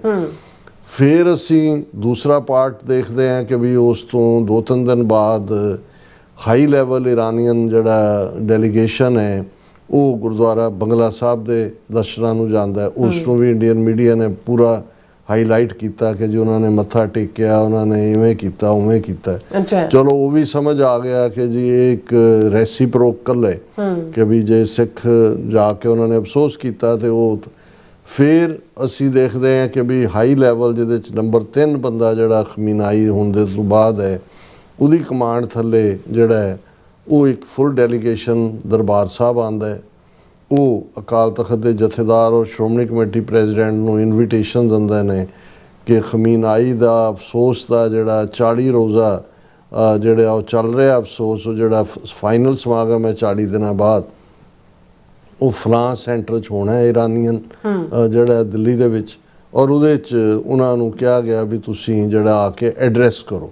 ਇਹ ਬਹੁਤ ਵੱਡੀ ਗੱਲ ਸੀ। ਇੱਕ ਪਾਸਿਓਂ ਦੇਖਣ ਨੂੰ ਲੱਗਦਾ ਸੀ ਕਿ ਵੀ ਦੇਖੋ ਜਿਹੜਾ ਉਹ ਅਕਾਲ ਤਖਤ ਦੇ ਜਥੇਦਾਰ ਨੂੰ ਇਨਵਾਈਟ ਕੀਤਾ ਹੈ, ਸ਼੍ਰੋਮਣੀ ਕਮੇਟੀ ਪ੍ਰਧਾਨ ਨੂੰ ਕੀਤਾ ਹੈ, ਦਰਬਾਰ ਸਾਹਿਬ ਆਉਣਾ ਵੀ ਸਮਝ ਆ ਸਕਦਾ ਹੈ।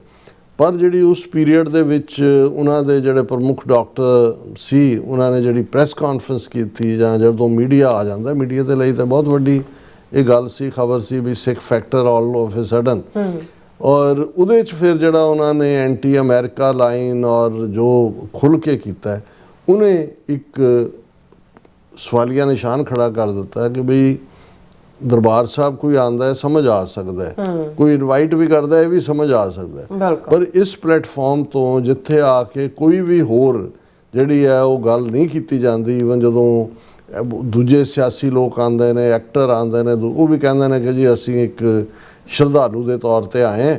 ਔਰ ਦੂਸਰਾ, ਔਰ ਉਸ ਪਲੇਟਫਾਰਮ ਨੂੰ ਹੀ ਚੁਣਨਾ ਉਹਨੇ ਬਹੁਤ ਸਾਰਿਆਂ ਨੂੰ, ਜਿਹਨੂੰ ਕਹਿੰਦੇ ਨੇ ਕਿ ਆਈਬਰੋ ਖੜੇ ਕਰ ਦਿੱਤੇ ਕਿ ਵੀ ਇਹ ਕੀ ਹੋ ਰਿਹਾ, ਕੀ ਚੱਲ ਰਿਹਾ। ਸੋ ਨਤੀਜੇ ਦੇ ਤੌਰ ਤੇ ਇੱਕ ਪੂਰਾ ਲਾਮਬੰਦੀ ਹੋਈ ਕਿ ਭਾਈ ਇਹ ਠੀਕ ਨਹੀਂ ਹੈ ਸਾਡੇ ਲਈ। ਇਹ ਸਟੇਜ ਦੇ ਉੱਤੇ ਜਿਹੜਾ ਇੰਡੀਆ ਖੁਦ ਜਾ ਕੇ ਤੇ ਉਹ ਇਜ਼ਰਾਈਲ ਦੇ ਨਾਲ ਖਲੋਤਾ ਹੈ, ਉੱਥੇ ਮੋਦੀ ਜਾ ਕੇ ਉਹਨੂੰ ਫਾਦਰਲੈਂਡ ਵੀ ਕਹਿੰਦਾ। ਔਰ ਦੂਜਾ ਤੇ ਸਾਨੂੰ ਇਹ ਇੱਕ ਰਾ ਮਟੀਰੀਅਲ ਵਾਂਗ ਬਲਦੀ ਦੇ ਬੂਥੇ 'ਚ ਧੱਕਣਾ ਚਾਹੁੰਦੇ ਨੇ, ਵਿਜ਼ਿਬਿਲਿਟੀ ਦੇ ਲਿਹਾਜ਼ ਨਾਲ, ਦੂਜੇ ਤੀਜੇ ਦੇ ਲਿਹਾਜ਼ ਨਾਲ। ਔਰ ਉਸ ਤੋਂ ਪਹਿਲਾਂ ਜਿਵੇਂ ਸਡਨਲੀ ਪੰਜਾਬ ਅਸੈਂਬਲੀ ਨੇ ਵੀ ਸੋਗ ਮਤਾ ਕੀਤਾ, ਹਾਲਾਂ ਕੋਈ ਡਰਾਫਟਡ ਮਤਾ ਨਹੀਂ ਸੀ। ਡਾਕਟਰ ਸੁਖਵਿੰਦਰ ਜਿਹੜਾ MLA ਅਕਾਲੀਆਂ ਦਾ ਵੀ ਰਿਹਾ ਹੈ, ਹੁਣ ਆਮ ਆਦਮੀ ਪਾਰਟੀ ਦਾ ਵੀ ਚੇਅਰਮੈਨ ਸੀ ਗਰੁੱਪ ਦਾ, ਉਹਨੇ ਹੀ ਸੁਜੈਸਟ, ਪਰ ਉਹ ਵੀ ਬੜਾ ਮੀਡੀਆ ਦੇ ਵਿੱਚ ਜਿਹੜੀ ਇੰਡੀਆ 'ਚ ਉਹਨੂੰ ਹਾਈਲਾਈਟ ਕੀਤਾ ਗਿਆ ਕਿ ਪੰਜਾਬ ਅਸੈਂਬਲੀ ਨੇ ਸ਼ੋਕ ਮਤਾ ਕੀਤਾ। ਸੋ ਇਸ ਸਾਰੇ ਦੇ ਚੱਲਦੇ ਆ ਜਿਹੜੀ ਅਸੀਂ ਇਸ ਦੇ ਉੱਤੇ ਆਪਣਾ ਜਿਹੜਾ ਵਿਊ ਪੁਆਇੰਟ ਦਿੱਤਾ ਸੀ ਕਿ ਭਾਈ ਇਹ ਸਾਈਡਰਸ ਆਬਜ਼ਰਵੇਸ਼ਨ ਸੈਂਟਰ ਦੀ ID ਤੋਂ ਅਸੀਂ ਇਹ ਕਿਹਾ ਸੀ ਕਿ ਵੀ ਅਸੀਂ, ਕਿਉਂਕਿ ਇਹ ਕੌਮੀ ਮਸਲੇ ਨੇ, ਕੌਮੀ ਜਿਹੜੇ ਨੇ ਇਹਨਾਂ ਦੇ ਹੱਲ ਵੀ ਨਿਕਲਦੇ ਨੇ, ਡਿਬੇਟ ਵੀ ਹੁੰਦੀ ਹੈ, ਜਾਨਦਾਰ ਕੌਮਾਂ ਦੇ ਵਿੱਚ ਮਤਭੇਦ ਵੀ ਹੁੰਦੇ ਨੇ, ਕਿ ਇਸ ਦੇ ਉੱਤੇ ਸਾਡੇ ਦਰਸ਼ਕ ਵੀ ਆਪਣੇ ਵੀ ਕਮੈਂਟਸ ਦੇ ਨਾਲ ਦੀ ਨਾਲ ਦਿੰਦੇ ਨੇ। ਲੇਕਿਨ ਇਹ ਆਬਜ਼ਰਵੇਸ਼ਨ ਸੈਂਟਰ ਤੋਂ ਇੱਕ ਪ੍ਰੋਪਰ ਸਾਨੂੰ ਲਿਖਤ ਮਿਲੀ ਹੈ ਜਿਹਦੇ 'ਚ ਉਹਨਾਂ ਨੇ ਇਹ ਜਿਹੜਾ ਉਹਨਾਂ ਦਾ ਵਿਊ ਕਿ ਵੀ ਇਹ ਸਾਰੀ ਜਿਹੜੀ ਖੇਡ ਹੈ ਅਲਟੀਮੇਟਲੀ ਇਹ ਡੈਲੀਬਰੇਟਲੀ ਇੰਡੀਅਨ ਏਜੰਸੀ ਰਾ ਦੀ ਖੇਡ ਹੈ। ਉਹਨਾਂ ਨੇ ਟਾਈਟਲ ਵੀ ਦਿੱਤਾ ਹੈ ਇੰਡੀਅਨ ਰਾ ਬਿਹਾਈਂਡ ਈਰਾਨੀ ਰਿਜੀਮ ਰਿਪਰੈਜ਼ੈਂਟੇਟਿਵਸ ਵਿਜ਼ਿਟਿੰਗ ਦਰਬਾਰ ਸਾਹਿਬ ਅੰਮ੍ਰਿਤਸਰ। ਔਰ ਫਤਿਹ ਬੁਲਾ ਕੇ ਉਹਨਾਂ ਨੇ ਕਿਹਾ ਕਿ at first I thought it's best to keep quiet on Iran issue, but recently it's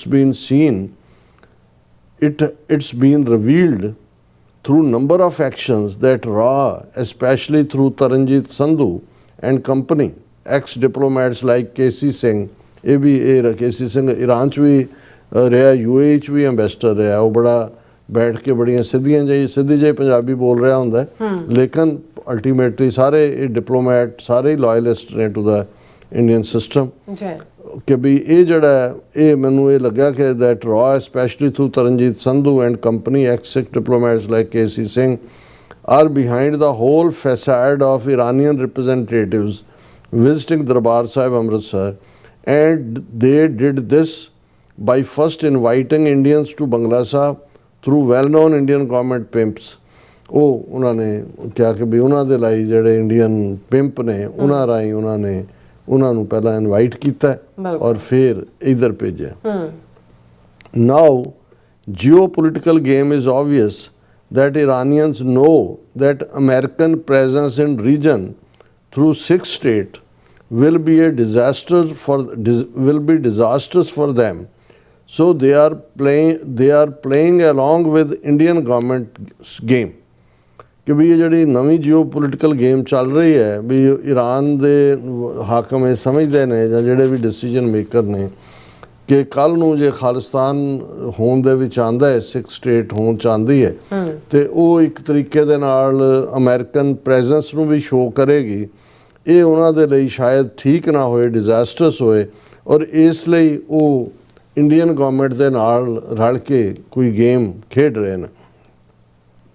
While we criticize SGPC a lot, but this time they did well by not entertaining Iranians and not visiting the ceremony they were invited to। ਜਿਹੜਾ ਸਮਾਗਮ ਸੀ ਉਹਦੇ 'ਚ ਜਿਹੜਾ ਉਹ ਨਹੀਂ ਗਏ, ਜਥੇਦਾਰ ਵੀ ਨਹੀਂ ਗਏ ਜਾਂ ਸ਼੍ਰੋਮਣੀ ਕਮੇਟੀ ਪ੍ਰਧਾਨ ਵੀ ਨਹੀਂ ਗਏ। ਸੋ ਇਹਨਾਂ ਦਾ ਇਹ ਕਹਿਣਾ ਕਿ ਵੀ ਇਹ ਅਸੀਂ SGPC ਨੂੰ ਹਮੇਸ਼ਾ ਬੁਰਾ ਭਲਾ ਕਹਿੰਦੇ ਆ, ਪਰ ਇਹ ਉਹਨਾਂ ਨੇ ਠੀਕ ਕਦਮ ਚੁੱਕਿਆ। 6 can still voice support for upholding international law, justice for Gaza, etc. as issues of conscience, not as our geopolitical stand। ਕਿ ਵੀ ਇਹਦਾ ਮਤਲਬ ਇਹ ਨਹੀਂ ਹੈ ਕਿ ਵੀ ਜੋ ਧੱਕਾ ਗਜ਼ਾ ਦੇ ਲੋਕਾਂ ਨਾਲ ਹੋ ਰਿਹਾ ਹੈ ਜਾਂ ਇੰਟਰਨੈਸ਼ਨਲ ਲਾਅ ਦੀਆਂ ਵਾਇਲੇਸ਼ਨਸ ਨੇ ਵੀ ਉਹਦੀ ਅਸੀਂ ਗੱਲ ਨਾ ਕਰੀਏ। ਉਹ ਅਸੀਂ ਗੱਲ ਕਰ ਸਕਦੇ ਹਾਂ, ਸਾਨੂੰ ਕਰਨੀ ਚਾਹੀਦੀ ਹੈ, ਪਰ ਇਹ ਸਾਡਾ ਜੀਓਪੋਲੀਟੀਕਲ ਸਟੈਂਡ ਜਿਹੜਾ ਹੈ ਉਹ ਖਾਲਿਸਤਾਨ ਦੇ ਮੱਦੇ ਨਜ਼ਰ ਹੀ ਹੋਣਾ ਚਾਹੀਦਾ ਹੈ ਕਿ ਸਾਡੇ ਹੱਕ 'ਚ ਕੀ ਹੈ। ਔਰ ਇਹੀ ਗੱਲ ਈਵਨ ਦਲ ਖਾਲਸਾ ਦੇ ਸੈਕਟਰੀ ਜਨਰਲ ਕਮਰਪਾਲ ਸਿੰਘ ਉਹਨਾਂ ਦਾ ਵੀ ਮੈਂ ਇੱਕ ਕਲਿੱਪ ਨਜ਼ਰਾਂ 'ਚੋਂ ਗੁਜ਼ਰ ਰਿਹਾ ਸੀ ਕਿ ਭਾਈ ਅਸੀਂ ਜਿੱਥੇ ਵੀ ਧੱਕਾ ਹੁੰਦਾ ਉਹਦਾ ਵਿਰੋਧ ਕਰਨਾ ਹੈ, ਪਰ ਖਲੋਣਾ ਅਸੀਂ ਕਿਹਦੇ ਨਾਲ ਹੈ? ਖਲੋਣਾ ਅਸੀਂ ਉਹਦੇ ਨਾਲ ਹੀ ਹੈ ਜਿਹੜਾ ਸਾਡੇ ਨਾਲ ਖਲੋਤਾ ਹੈ, ਜਾਂ ਜਿਹੜਾ ਸਾਡੇ ਨਾਲ ਖਲੋਏਗਾ, ਜਾਂ ਜੋ ਸਾਡੇ ਹਿੱਤ 'ਚ ਹੈ। ਬਿਲਕੁਲ। ਫਿਰ ਉਹਨਾਂ ਨੇ ਕਿਹਾ ਵੀ ਇਸੇ ਬੈਕਗਰਾਊਂਡ ਦੇ ਵਿੱਚ ਹੀ ਇਹਨਾਂ ਦਾ ਇਹ ਕਹਿਣਾ ਕਿ ਵੀ ਇਹ ਜਿਹੜਾ CIA ਦੇ ਆਪਰੇਟਿਵ ਨੇ, ਜਿਹੜਾ ਜੌਨ ਕਿਰਿਆਕੂ, ਜਿਹਨੇ ਇਹ ਕਿਹਾ ਕਿ ਵੀ ਇੰਡੀਆ ਨੇ ਬਲੋ ਕੀਤਾ ਕਨਿਸ਼ਕਾ ਜਹਾਜ਼ ਇੰਡੀਅਨ ਏਜੰਸੀਆਂ ਨੇ, ਇਹਨਾਂ ਦਾ ਇਹ ਮੰਨਣਾ ਆਬਜ਼ਰਵੇਸ਼ਨ ਸੈਂਟਰ ID ਵਾਲਿਆਂ ਦਾ ਕਿ ਇਹ ਜਿਹੜਾ ਜੇ ਸਿੱਖਾਂ ਨੇ ਇਵੇਂ ਕੀਤਾ ਤਾਂ ਇਹ CIA ਨੇ ਵੀ ਇਹ ਇੱਕ ਭੇਤ ਕੱਢ ਕੇ ਸਿੱਖਾਂ ਦੀ ਫੇਵਰ ਕੀਤੀ ਹੈ ਕਿ ਵੀ ex-CIA operative the revelations about rogue Indian regimes false flag action to blame Sikhs. Actually, I believe that after Sikhs for Justice stood behind US in first few days of conflict, they have returned favor by giving us cover fire, which is why this whole charade of raw sponsored Iranian propaganda's visit to Amritsar has been planned to drive a wedge between Yanks and Sikhs, which will not succeed.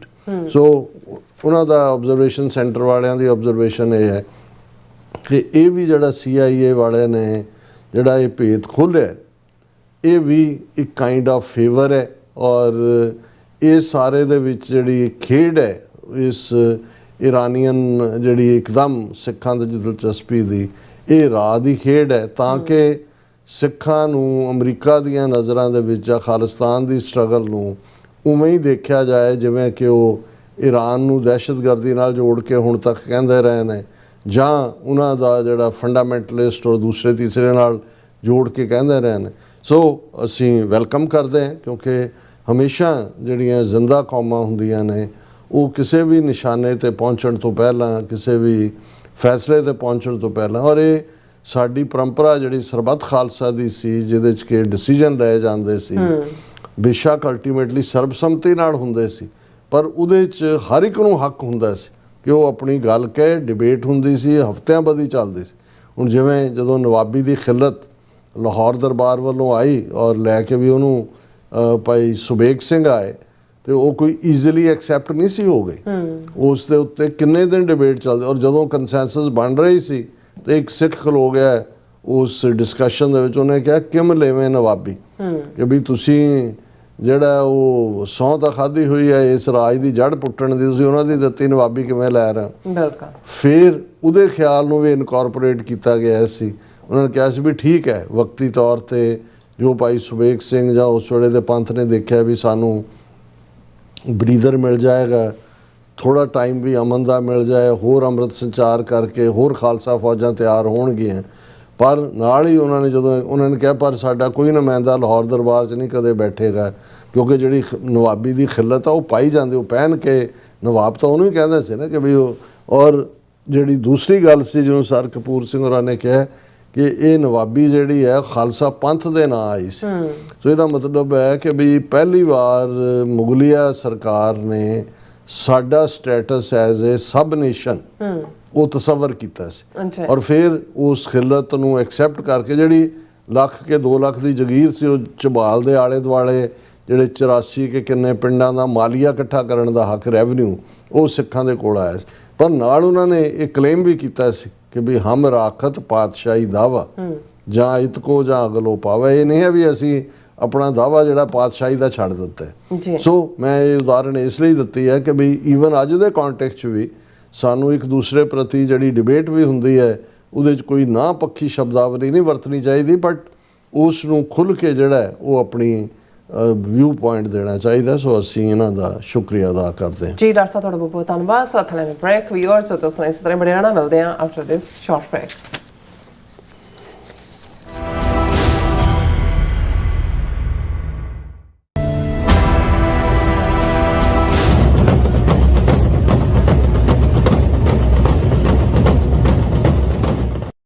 ਖਾਲਸੇ ਦੀ ਸ਼ਾਨ, ਸਿੱਖ ਕੌਮ ਦੀ ਪਛਾਣ, ਸਿੱਖ day parade 25 ਅਪ੍ਰੈਲ 2026 ਨੂੰ New York USA ਦੀ ਧਰਤੀ ਉੱਤੇ ਕੱਢੀ ਜਾ ਰਹੀ ਹੈ 38ਵੀਂ ਸਿੱਖ ਡੇ ਪਰੇਡ।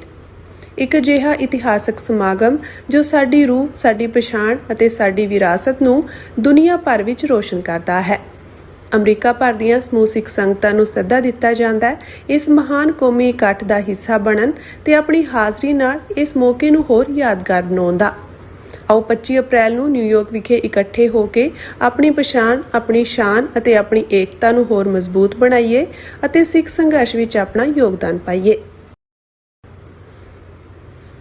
ਅੱਜ ਸਮੁੱਚੀਆਂ ਈਸਟ ਕੋਸਟ ਦੀਆਂ ਸੰਗਤਾਂ ਨੂੰ ਅਸੀਂ ਬੇਨਤੀ ਕਰਦੇ ਹਾਂ, ਹਰ ਸਾਲ ਦੀ ਤਰ੍ਹਾਂ Gurdwara Sahib Sikh Culture Society Richmond Hill New York ਵੱਲੋਂ ਜਿਹੜੀ Sikh day parade New York City ਦੇ ਵਿੱਚ ਸਜਾਈ ਜਾਂਦੀ ਆ, ਸਮੁੱਚੀਆਂ ਈਸਟ ਕੋਸਟ ਦੀਆਂ ਸੰਗਤਾਂ ਨੂੰ ਬੇਨਤੀ ਵੀ ਵੱਧ ਚੜ ਕੇ ਉਸ ਪਰੇਡ ਨੂੰ ਕਾਮਯਾਬ ਕਰਨ ਲਈ ਉਸ ਵਿੱਚ ਆਪ ਜੀ ਸ਼ਾਮਲ ਹੋ।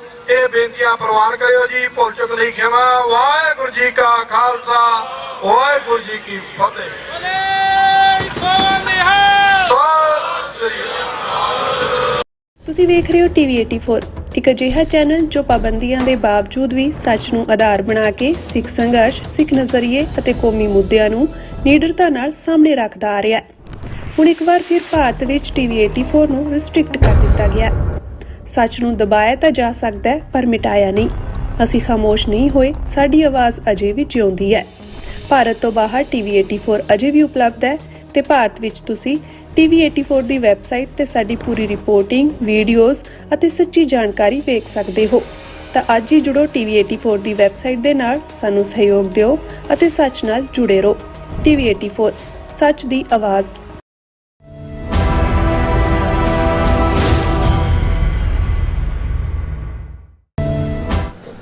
Viewers welcome back to programme. So viewers ਗੱਲਬਾਤ ਕਰਨ ਜਾ ਰਹੇ ਹਾਂ ਕਿ ਵਿਊਅਰਸ ਇਉਂ ਜਾਪਦਾ ਹੈ ਕਿ ਮੋਦੀ ਅਮਿਤ ਸ਼ਾਹ ਦੀ ਜਿਹੜੀ ਹਿੰਦੂਤਵੀ ਜੋੜੀ ਸੋਵੀਅਤ ਯੂਨੀਅਨ ਵਾਂਗ ਭਾਰਤ ਦੇ 20 ਟੁਕੜੇ ਕਰਕੇ ਰਹੇਗੀ। ਬੀਜੇਪੀ ਵੱਲੋਂ ਭਾਰਤੀ ਪਾਰਲੀਮੈਂਟ ਵਿੱਚ ਇੱਕ ਡੀਲਿਮਿਟੇਸ਼ਨ ਜਿਹੜਾ ਬਿੱਲ ਹੈ ਉਹ ਪੇਸ਼ ਕੀਤਾ ਗਿਆ ਹੈ ਔਰ ਜਿਸ ਅਨੁਸਾਰ ਸਾਊਥ ਇੰਡੀਆ ਤੇ ਨਾਰਥ ਈਸਟ ਸਟੇਟਾਂ ਦੀਆਂ ਸੀਟਾਂ ਪਾਰਲੀਮੈਂਟ ਵਿੱਚ ਕਾਫੀ ਘਟ ਜਾਣਗੀਆਂ ਔਰ ਨਾਰਥ ਇੰਡੀਆ ਦੀ ਪਾਪੂਲੇਸ਼ਨ ਬੜੀ ਤੇਜ਼ੀ ਨਾਲ ਵਧ ਰਹੀ ਹੈ ਅਤੇ ਜ਼ਿਆਦਾ ਸੀਟਾਂ ਨਾਲ ਬੀਜੇਪੀ ਦਿੱਲੀ ਤਖਤ ਤੇ ਹਮੇਸ਼ਾ ਲਈ ਕਾਬਜ਼ ਰਹਿ ਸਕਦੀ ਹੈ। ਸੋ ਇਹ ਘਟਨਾਕ੍ਰਮ ਭਾਰਤ ਵਿੱਚ ਸਿਵਲ ਵਾਰ ਜਿਹੜੀ ਹੈ ਉਹ ਕਰਵਾ ਸਕਦਾ ਹੈ। ਸੋ ਇਸ ਬਾਰੇ ਆਪਾਂ ਗੱਲਬਾਤ ਕਰਨ ਜਾ ਰਹੇ ਹਾਂ। ਸੋ ਅਸੀਂ ਚਾਹਾਂਗੇ ਕਿ ਤੁਸੀਂ ਇਸੇ ਤਰ੍ਹਾਂ ਬਣੇ ਰਹਿਣਾ। ਦੇਖਣ ਸੁਣ ਲਈ ਲਿਖਣ ਲਈ ਤੁਹਾਡਾ ਸਭ ਦਾ ਬਹੁਤ ਬਹੁਤ ਧੰਨਵਾਦ। ਜੀ ਰਾਜ ਸਾਹਿਬ ਕੀ ਕਹਿਣਾ ਚਾਹੋਗੇ? ਦੇਖੋ, ਪਿਛਲੀਆਂ ਇਲੈਕਸ਼ਨਾਂ ਵੇਲੇ ਬੀਜੇਪੀ ਦੇ ਮੋਦੀ ਅਮਿਤ ਸ਼ਾਹ ਦਾ ਨਾਰਾ ਸੀ ਅਬ ਕੀ ਬਾਰ 400 ਪਾਰ। ਸੋ ਉਹਨਾਂ ਨੂੰ ਇਹ ਲੱਗਦਾ ਸੀ ਕਿ ਵੀ ਉਹ 400 ਤੋਂ ਜ਼ਿਆਦਾ ਜਿਹੜੀਆਂ ਨੇ ਉਹ ਸੀਟਾਂ ਲੈ ਜਾਣਗੇ ਕਿਉਂਕਿ ਟੋਟਲ 550 ਸੀਟਾਂ ਵਾਲੀ ਲੋਕ ਸਭਾ ਹੈਗੀ ਹੈ। ਇਹ ਵੱਖਰੀ ਕਹਾਣੀ ਹੈ ਕਿ ਵੀ ਉਹ 240 ਦੇ ਉੱਤੇ ਸਿਮਟ ਕੇ ਰਹਿ ਗਏ, ਸਿੰਪਲ ਮੈਜੋਰਟੀ ਵੀ ਨਹੀਂ ਬਣੀ ਔਰ ਤੇਲਗੂ ਦੇਸ਼ਮ ਪਾਰਟੀ ਔਰ ਨਤੀਸ਼ ਕੁਮਾਰ ਦੀ ਜਨਤਾ ਪਾਰਟੀ ਦੇ ਨਾਲ ਉਹਨਾਂ ਨੇ ਹਕੂਮਤ ਬਣਾਈ। ਇਹ ਜਿਹੜੇ ਦੋਵੇਂ ਹੀ ਮਿੱਟੀ ਦੇ ਕੇ ਮਾਧੋ ਬਣ ਕੇ ਬਹਿ ਗਏ ਨੇ। ਹੁਣ ਇੱਕ ਗੱਲ ਦਾ ਇਹਨਾਂ ਨੂੰ ਭਾਰਤੀ ਹਾਕਮਾਂ ਨੂੰ ਇਹ ਅੰਦਾਜ਼ਾ ਹੈ ਕਿ ਵੀ ਆਉਣ ਵਾਲਾ ਜਿਹੜੀਆਂ ਚੋਣਾਂ ਨੇ 229 ਦੇ ਵਿੱਚ ਉਸ 'ਚੋਂ ਲੂਜ਼ਰ ਹੋਣਗੇ। ਉਹ ਹੁਣ ਉਹਨਾਂ ਨੇ ਪੱਕੇ ਤੌਰ ਦੇ ਉੱਤੇ ਜਿਹੜਾ ਸੋ ਕਾਲਡ ਵੋਟਿੰਗ ਸਿਸਟਮ ਜਿਹਨੂੰ ਜਮਹੂਰੀਅਤ ਦੀ ਇੱਕ ਜਿਹੜਾ ਅਲਾਮਤ ਮੰਨਿਆ ਜਾਂਦਾ, ਇੱਕ ਸਿੰਬਲ ਹੁੰਦਾ, ਪਰ ਤੁਸੀਂ ਦੇਖੋ ਵੀ ਇਹਨਾਂ ਨੇ ਕੈਲਕੂਲੇਟ ਕੀਤਾ ਹਿੰਦੂ ਤਵੀਆਂ ਨੇ ਆਪਣੇ ਨਾਗਪੁਰ ਦੇ ਦਫ਼ਤਰ 'ਚ ਬਹਿ ਕੇ ਕਿ ਪੱਕੇ ਤੌਰ 'ਤੇ ਹਿੰਦੂ ਤਵੀਆਂ ਦੇ ਕੋਲ ਹਕੂਮਤ ਰਹੇ। ਹਿੰਦੂ ਤਵੀਆਂ 'ਚ ਵੀ ਕਿਉਂਕਿ ਜਿਹੜੀਆਂ ਸਾਊਥ ਦੀਆਂ ਸਟੇਟਾਂ ਨੇ ਉਹ ਦਰਾਵਿੜ ਮੂਲ ਦੇ ਲੋਕ ਨੇ, ਉਹ ਤਮਿਲਨਾਡੂ ਹੋਏ, ਤੇਲੰਗਾਨਾ ਹੋਏ, ਆਂਧਰਾ ਹੋਏ, ਕਰਨਾਟਕਾ ਹੋਏ, ਕੇਰਲਾ ਹੋਏ। ਹੁਣ ਆਂਧਰਾ ਨੇ ਤਾਂ ਕੰਪਰੋਮਾਈਜ਼ ਕਰ ਲਿਆ, ਨਾਇਡੂ ਉੱਥੇ ਹੈ, ਉਹ ਕਰਪਟ ਲੋਕ ਨੇ, ਉਹ ਬਹੁਤਾ ਬੋਲਦੇ ਨਹੀਂ ਹੈ। ਨਤੀਸ਼ ਕੁਮਾਰ ਚੀਫ ਮਿਨਿਸਟਰੀ ਛੱਡ ਕੇ ਰਾਜ ਸਭਾ ਦਾ ਮੈਂਬਰ ਬਣ ਗਿਆ, ਉੱਥੇ ਵੀ ਬੀਜੇਪੀ ਨੇ ਬਿਹਾਰ 'ਚ ਆਪਣਾ ਕਰ ਲਿਆ। ਸੋ ਉਹਨਾਂ ਨੇ ਦੋ ਤਰੀਕੇ ਲੱਭੇ। ਉਹਨਾਂ ਨੇ ਕਿਹਾ ਵੀ ਜੇ ਤਾਂ ਕਿਉਂਕਿ ਹੁਣ ਜਿਹੜਾ ਸਾਊਥ ਹੈ, ਸਾਊਥ ਦੀਆਂ ਸਟੇਟਾਂ ਜਿਹੜੀਆਂ 5 ਮੈਂ ਗਿਣਾਈਆਂ ਨੇ, ਇਹਨਾਂ 'ਤੇ ਵੀ ਕਰਨਾਟਕਾ 'ਚ 2 ਵਾਰੀ ਇਹਨਾਂ ਦੀ ਹਕੂਮਤ ਰਹੀ, ਇਹਨਾਂ ਦਾ ਕੋਈ ਜ਼ੋਰ ਨਹੀਂ ਚੱਲਦਾ। ਫਿਰ ਨਾਰਥ ਈਸਟ ਦੀਆਂ 7 ਸਿਸਟਰ ਸਟੇਟਸ ਨੇ ਜਿਹਦੇ 'ਚ ਕਿ ਭਾਵੇਂ 7 ਚੋਂ ਬਹੁਤਿਆਂ ਸਣੇ ਅਸਾਮ ਇਹਨਾਂ ਨੇ ਆਪਣੀ ਹਕੂਮਤ ਧੱਕੇ ਨਾਲ ਬਣਾਈ ਹੋਈ ਹੈ, ਪਰ ਮਨੀਪੁਰ ਵਰਗੀ ਥਾਂ 'ਤੇ ਤਾਂ ਪੂਰੇ ਜ਼ੋਨ ਡਿਵਾਈਡ ਕੀਤੇ ਹੋਏ ਨੇ, ਸਿਵਲ ਵਾਰ ਹੈ ਦਾ ਦੂਜਾ। ਸੋ ਉਹਨਾਂ ਨੂੰ ਲੱਗਦਾ ਵੀ ਕਦੇ ਵੀ ਜੇ 30-35% ਵੋਟਾਂ ਨਾਰਥ ਇੰਡੀਆ 'ਚੋਂ ਜਿਹੜਾ ਕਿ ਹਿੰਦੂਤਵਾ ਦਾ ਵੱਡਾ ਗੜ੍ਹ ਹੈ, ਜਿਨ੍ਹਾਂ ਦੇ ਵਿੱਚ ਯੂਪੀ, ਬਿਹਾਰ, ਰਾਜਸਥਾਨ, ਮੱਧ ਪ੍ਰਦੇਸ਼, ਉੱਤਰਾਖੰਡ, ਉਹਦੇ ਨਾਲ ਤੁਸੀਂ ਉੜੀਸਾ ਔਰ ਮਹਾਰਾਸ਼ਟਰ ਵੀ ਜੇ ਰਲਾ ਲਓ ਤੇ ਇਹ ਆਲਮੋਸਟ ਜਿਹੜਾ ਹੈ ਇਹਨਾਂ ਨੂੰ ਲੱਗਦਾ ਕਿ ਵੀ ਜੇ ਇਹਦੇ 'ਚ ਅਸੀਂ ਜਿਹੜਾ ਉਹ ਲੈ ਵੀ ਜਾਈਏ ਪੂਰੀਆਂ ਫਿਰ ਵੀ ਜੇ ਸਾਊਥ ਔਰ ਨਾਰਥ ਈਸਟ ਨੈਗੇਟ ਕਰਦੇ ਸਾਨੂੰ ਨਾ ਮਿਲੇ ਤੇ ਅਸੀਂ ਐਬਸੋਲੂਟ ਮੈਜੋਰਟੀ ਨਹੀਂ ਲੈ ਸਕਦੇ। ਅੱਛਾ, ਫਿਰ ਮਾਈਨੋਰਿਟੀਜ਼ ਨੂੰ ਕਿਵੇਂ ਮਾਈਨਸ ਕਰਨਾ ਹੈ ਤਾਂ ਕਿ ਉਹਨਾਂ ਦੀ ਹੋਂਦ ਹੀ ਨਾ ਬਚੇ ਉਸ ਐਸੇ ਸਿਸਟਮ ਦੇ ਵਿੱਚ। ਸੋ ਉਹਨਾਂ ਨੇ ਇਸ 'ਚ ਦੋ ਜਿਹੜੀਆਂ ਨੇ ਬੜੇ ਖਤਰਨਾਕ ਪੈਂਤੜੇ ਲਏ ਨੇ। ਇੱਕ ਦੇ ਵਿੱਚ ਤਾਂ ਕਿਉਂਕਿ ਚੀਫ ਇਲੈਕਸ਼ਨ ਕਮਿਸ਼ਨਰ ਆਪਣਾ ਉਹਨਾਂ ਨੇ ਹਿੰਦੂ ਤੋਂ ਵੀ ਲਾਇਆ, ਉਹਨਾਂ ਨੇ ਡੀਫਰੈਂਚਾਈਜ਼ ਕਰ ਦਿੱਤਾ ਹੈ। ਬਿਹਾਰ ਐਵੇਂ ਨਹੀਂ ਜਿੱਤ ਗਏ ਕਿ ਬੀਜੇਪੀ ਇੰਨੀਆਂ ਸੀਟਾਂ ਰਹਿ ਗਈ ਤੇ ਫਲਾਣਾ।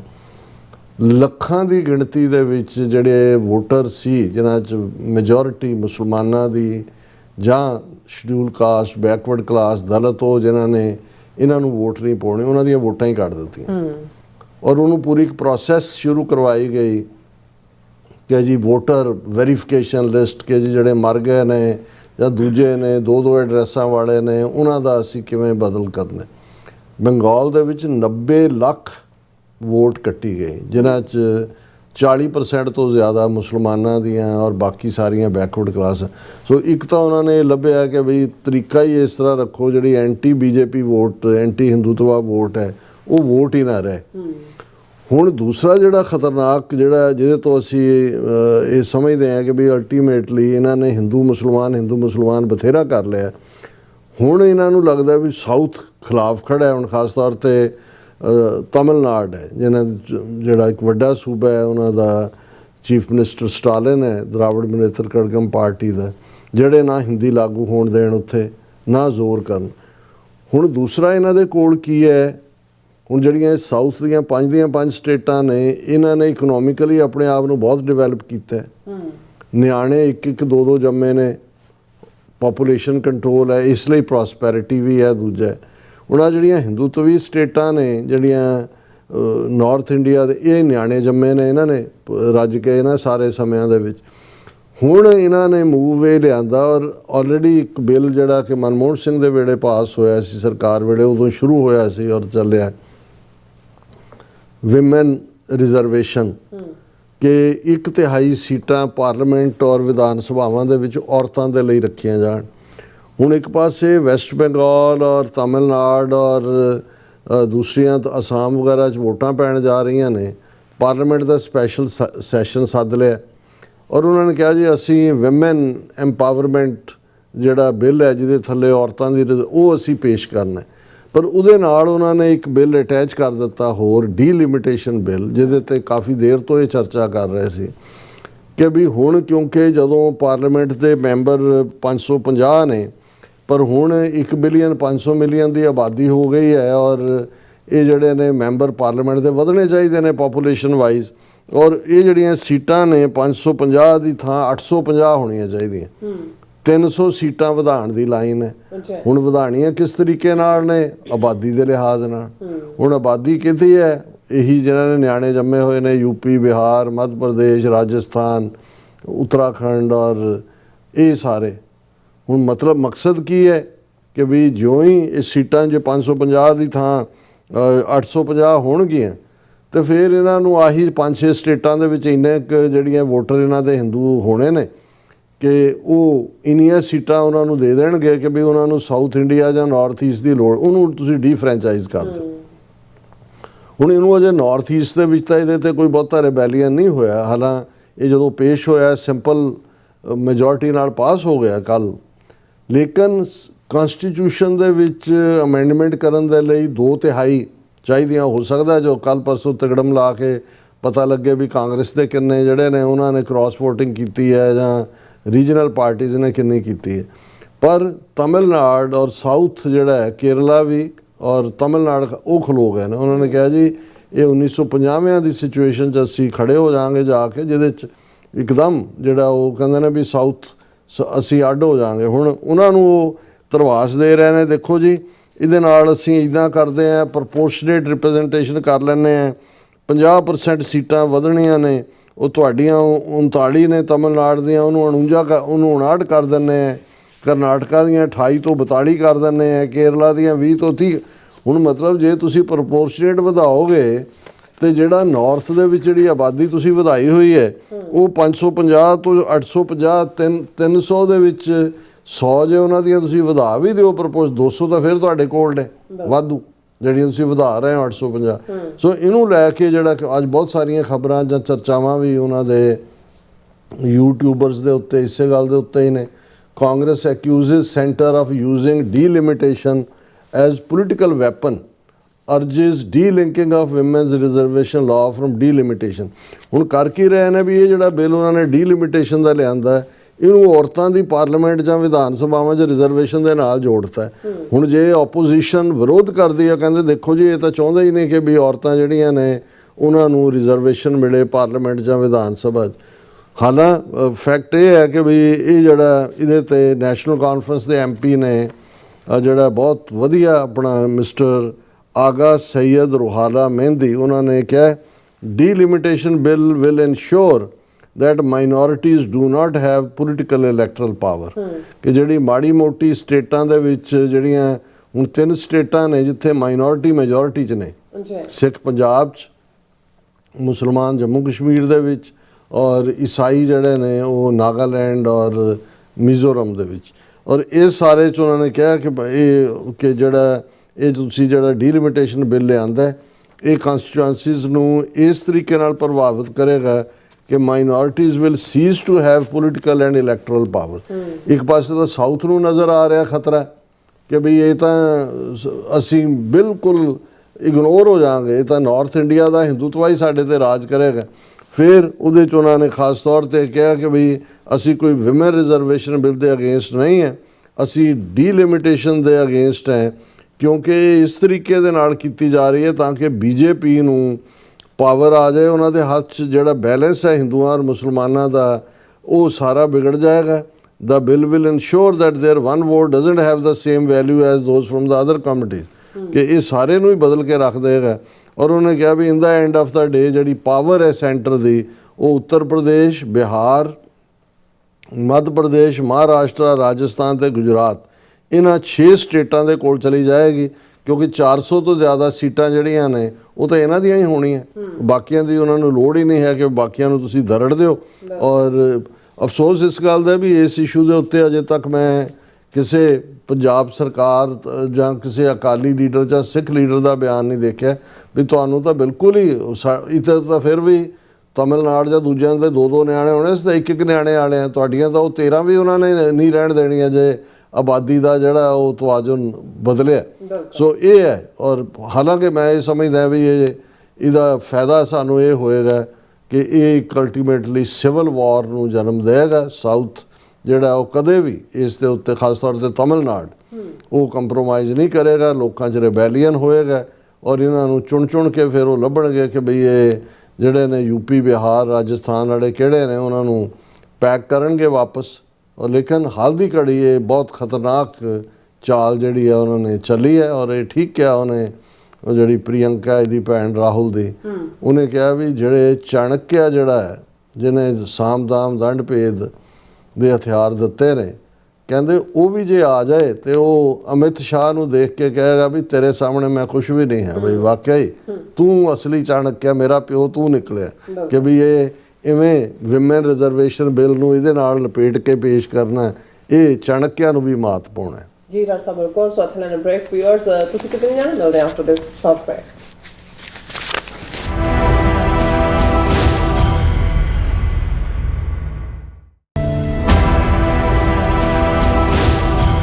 ਤੁਸੀਂ ਵੇਖ ਰਹੇ ਹੋ TV 84 ਇੱਕ ਅਜਿਹਾ ਚੈਨਲ ਜੋ ਪਾਬੰਦੀਆਂ ਦੇ ਬਾਵਜੂਦ ਵੀ ਸੱਚ ਨੂੰ ਆਧਾਰ ਬਣਾ ਕੇ ਸਿੱਖ ਸੰਘਰਸ਼, ਸਿੱਖ ਨਜ਼ਰੀਏ ਅਤੇ ਕੌਮੀ ਮੁੱਦਿਆਂ ਨੂੰ ਨਿਡਰਤਾ ਨਾਲ ਸਾਹਮਣੇ ਰੱਖਦਾ ਆ ਰਿਹਾ ਹੈ। ਹੁਣ ਇੱਕ ਵਾਰ ਫਿਰ ਭਾਰਤ ਵਿੱਚ TV 84 ਨੂੰ ਰਿਸਟ੍ਰਿਕਟ ਕਰ ਦਿੱਤਾ ਗਿਆ। ਸੱਚ ਨੂੰ ਦਬਾਇਆ ਤਾਂ ਜਾ ਸਕਦਾ ਹੈ ਪਰ ਮਿਟਾਇਆ ਨਹੀਂ। ਅਸੀਂ ਖਾਮੋਸ਼ ਨਹੀਂ ਹੋਏ, ਸਾਡੀ ਆਵਾਜ਼ ਅਜੇ ਵੀ ਜਿਉਂਦੀ ਹੈ। ਭਾਰਤ ਤੋਂ ਬਾਹਰ TV 84 ਅਜੇ ਵੀ ਉਪਲਬਧ ਹੈ ਤੇ ਭਾਰਤ ਵਿੱਚ ਤੁਸੀਂ TV 84 ਦੀ ਵੈਬਸਾਈਟ ਤੇ ਸਾਡੀ ਪੂਰੀ ਰਿਪੋਰਟਿੰਗ, ਵੀਡੀਓਜ਼ ਅਤੇ ਸੱਚੀ ਜਾਣਕਾਰੀ ਵੇਖ ਸਕਦੇ ਹੋ। ਤਾਂ ਅੱਜ ਹੀ ਜੁੜੋ TV 84 ਦੀ ਵੈਬਸਾਈਟ ਦੇ ਨਾਲ, ਸਾਨੂੰ ਸਹਿਯੋਗ ਦਿਓ ਅਤੇ ਸੱਚ ਨਾਲ ਜੁੜੇ ਰਹੋ। TV 84 ਸੱਚ ਦੀ ਆਵਾਜ਼।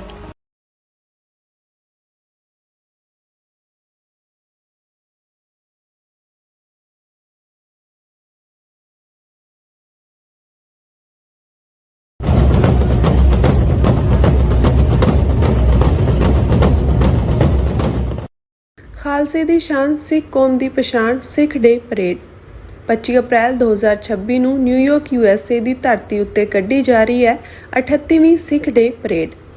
ਇੱਕ ਅਜਿਹਾ ਇਤਿਹਾਸਕ ਸਮਾਗਮ ਜੋ ਸਾਡੀ ਰੂਹ, ਸਾਡੀ ਪਛਾਣ ਅਤੇ ਸਾਡੀ ਵਿਰਾਸਤ ਨੂੰ ਦੁਨੀਆ ਭਰ ਵਿੱਚ ਰੋਸ਼ਨ ਕਰਦਾ ਹੈ।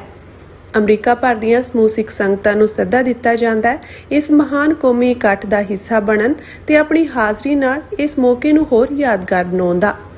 ਆਓ 25 ਅਪ੍ਰੈਲ ਨੂੰ ਨਿਊਯਾਰਕ ਵਿਖੇ ਇਕੱਠੇ ਹੋ ਕੇ ਆਪਣੀ ਪਛਾਣ, ਆਪਣੀ ਸ਼ਾਨ ਅਤੇ ਆਪਣੀ ਏਕਤਾ ਨੂੰ ਹੋਰ ਮਜ਼ਬੂਤ ਬਣਾਈਏ ਅਤੇ ਸਿੱਖ ਸੰਘਰਸ਼ ਵਿੱਚ ਆਪਣਾ ਯੋਗਦਾਨ ਪਾਈਏ।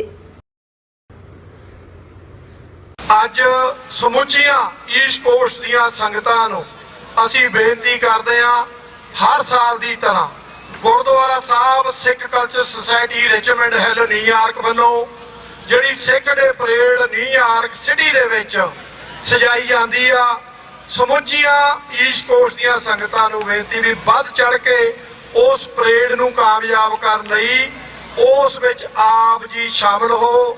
ਇਹ ਬੇਨਤੀਆਂ ਪ੍ਰਵਾਨ ਕਰਿਓ ਜੀ। ਭੁੱਲ ਚੁੱਕ ਲਈ ਖਿਮਾ। ਵਾਹਿਗੁਰੂ ਜੀ ਕਾ ਖਾਲਸਾ, ਵਾਹਿਗੁਰੂ ਜੀ ਕੀ ਫਤਿਹ। ਸਤਿ ਸ੍ਰੀ ਅਕਾਲ।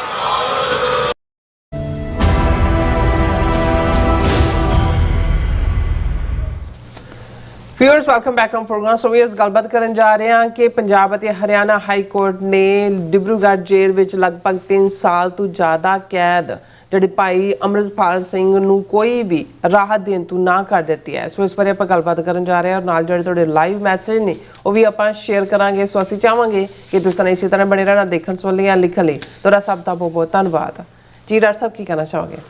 ਦੇਖੋ, ਆਪਣੇ ਹਰਪ੍ਰੀਤ ਸਿੰਘ ਨੇ ਟੋਰਾਂਟੋ ਕਾਫੀ ਸੁਲਝੇ ਹੋਏ ਸੱਜਣ, ਖੁਦ ਵੀ ਉਹ ਰੇਡੀਓ TV ਸ਼ੋਅ ਰਨ ਕਰਦੇ ਰਹੇ। ਇੱਕ ਵਾਰ ਉਹਨਾਂ ਨੇ ਗੱਲ ਕਹੀ, ਕਹਿੰਦੇ ਕਿ ਵੀ ਮੇਰਾ ਪਾਰਲੀਮੈਂਟਰੀ ਇੰਡੀਅਨ ਸਿਸਟਮ ਤੋਂ ਜਿਹੜਾ ਵਿਸ਼ਵਾਸ ਹੈ ਉਹ ਹਮੇਸ਼ਾ ਹੀ ਉੱਠਿਆ ਰਿਹਾ ਹੈ।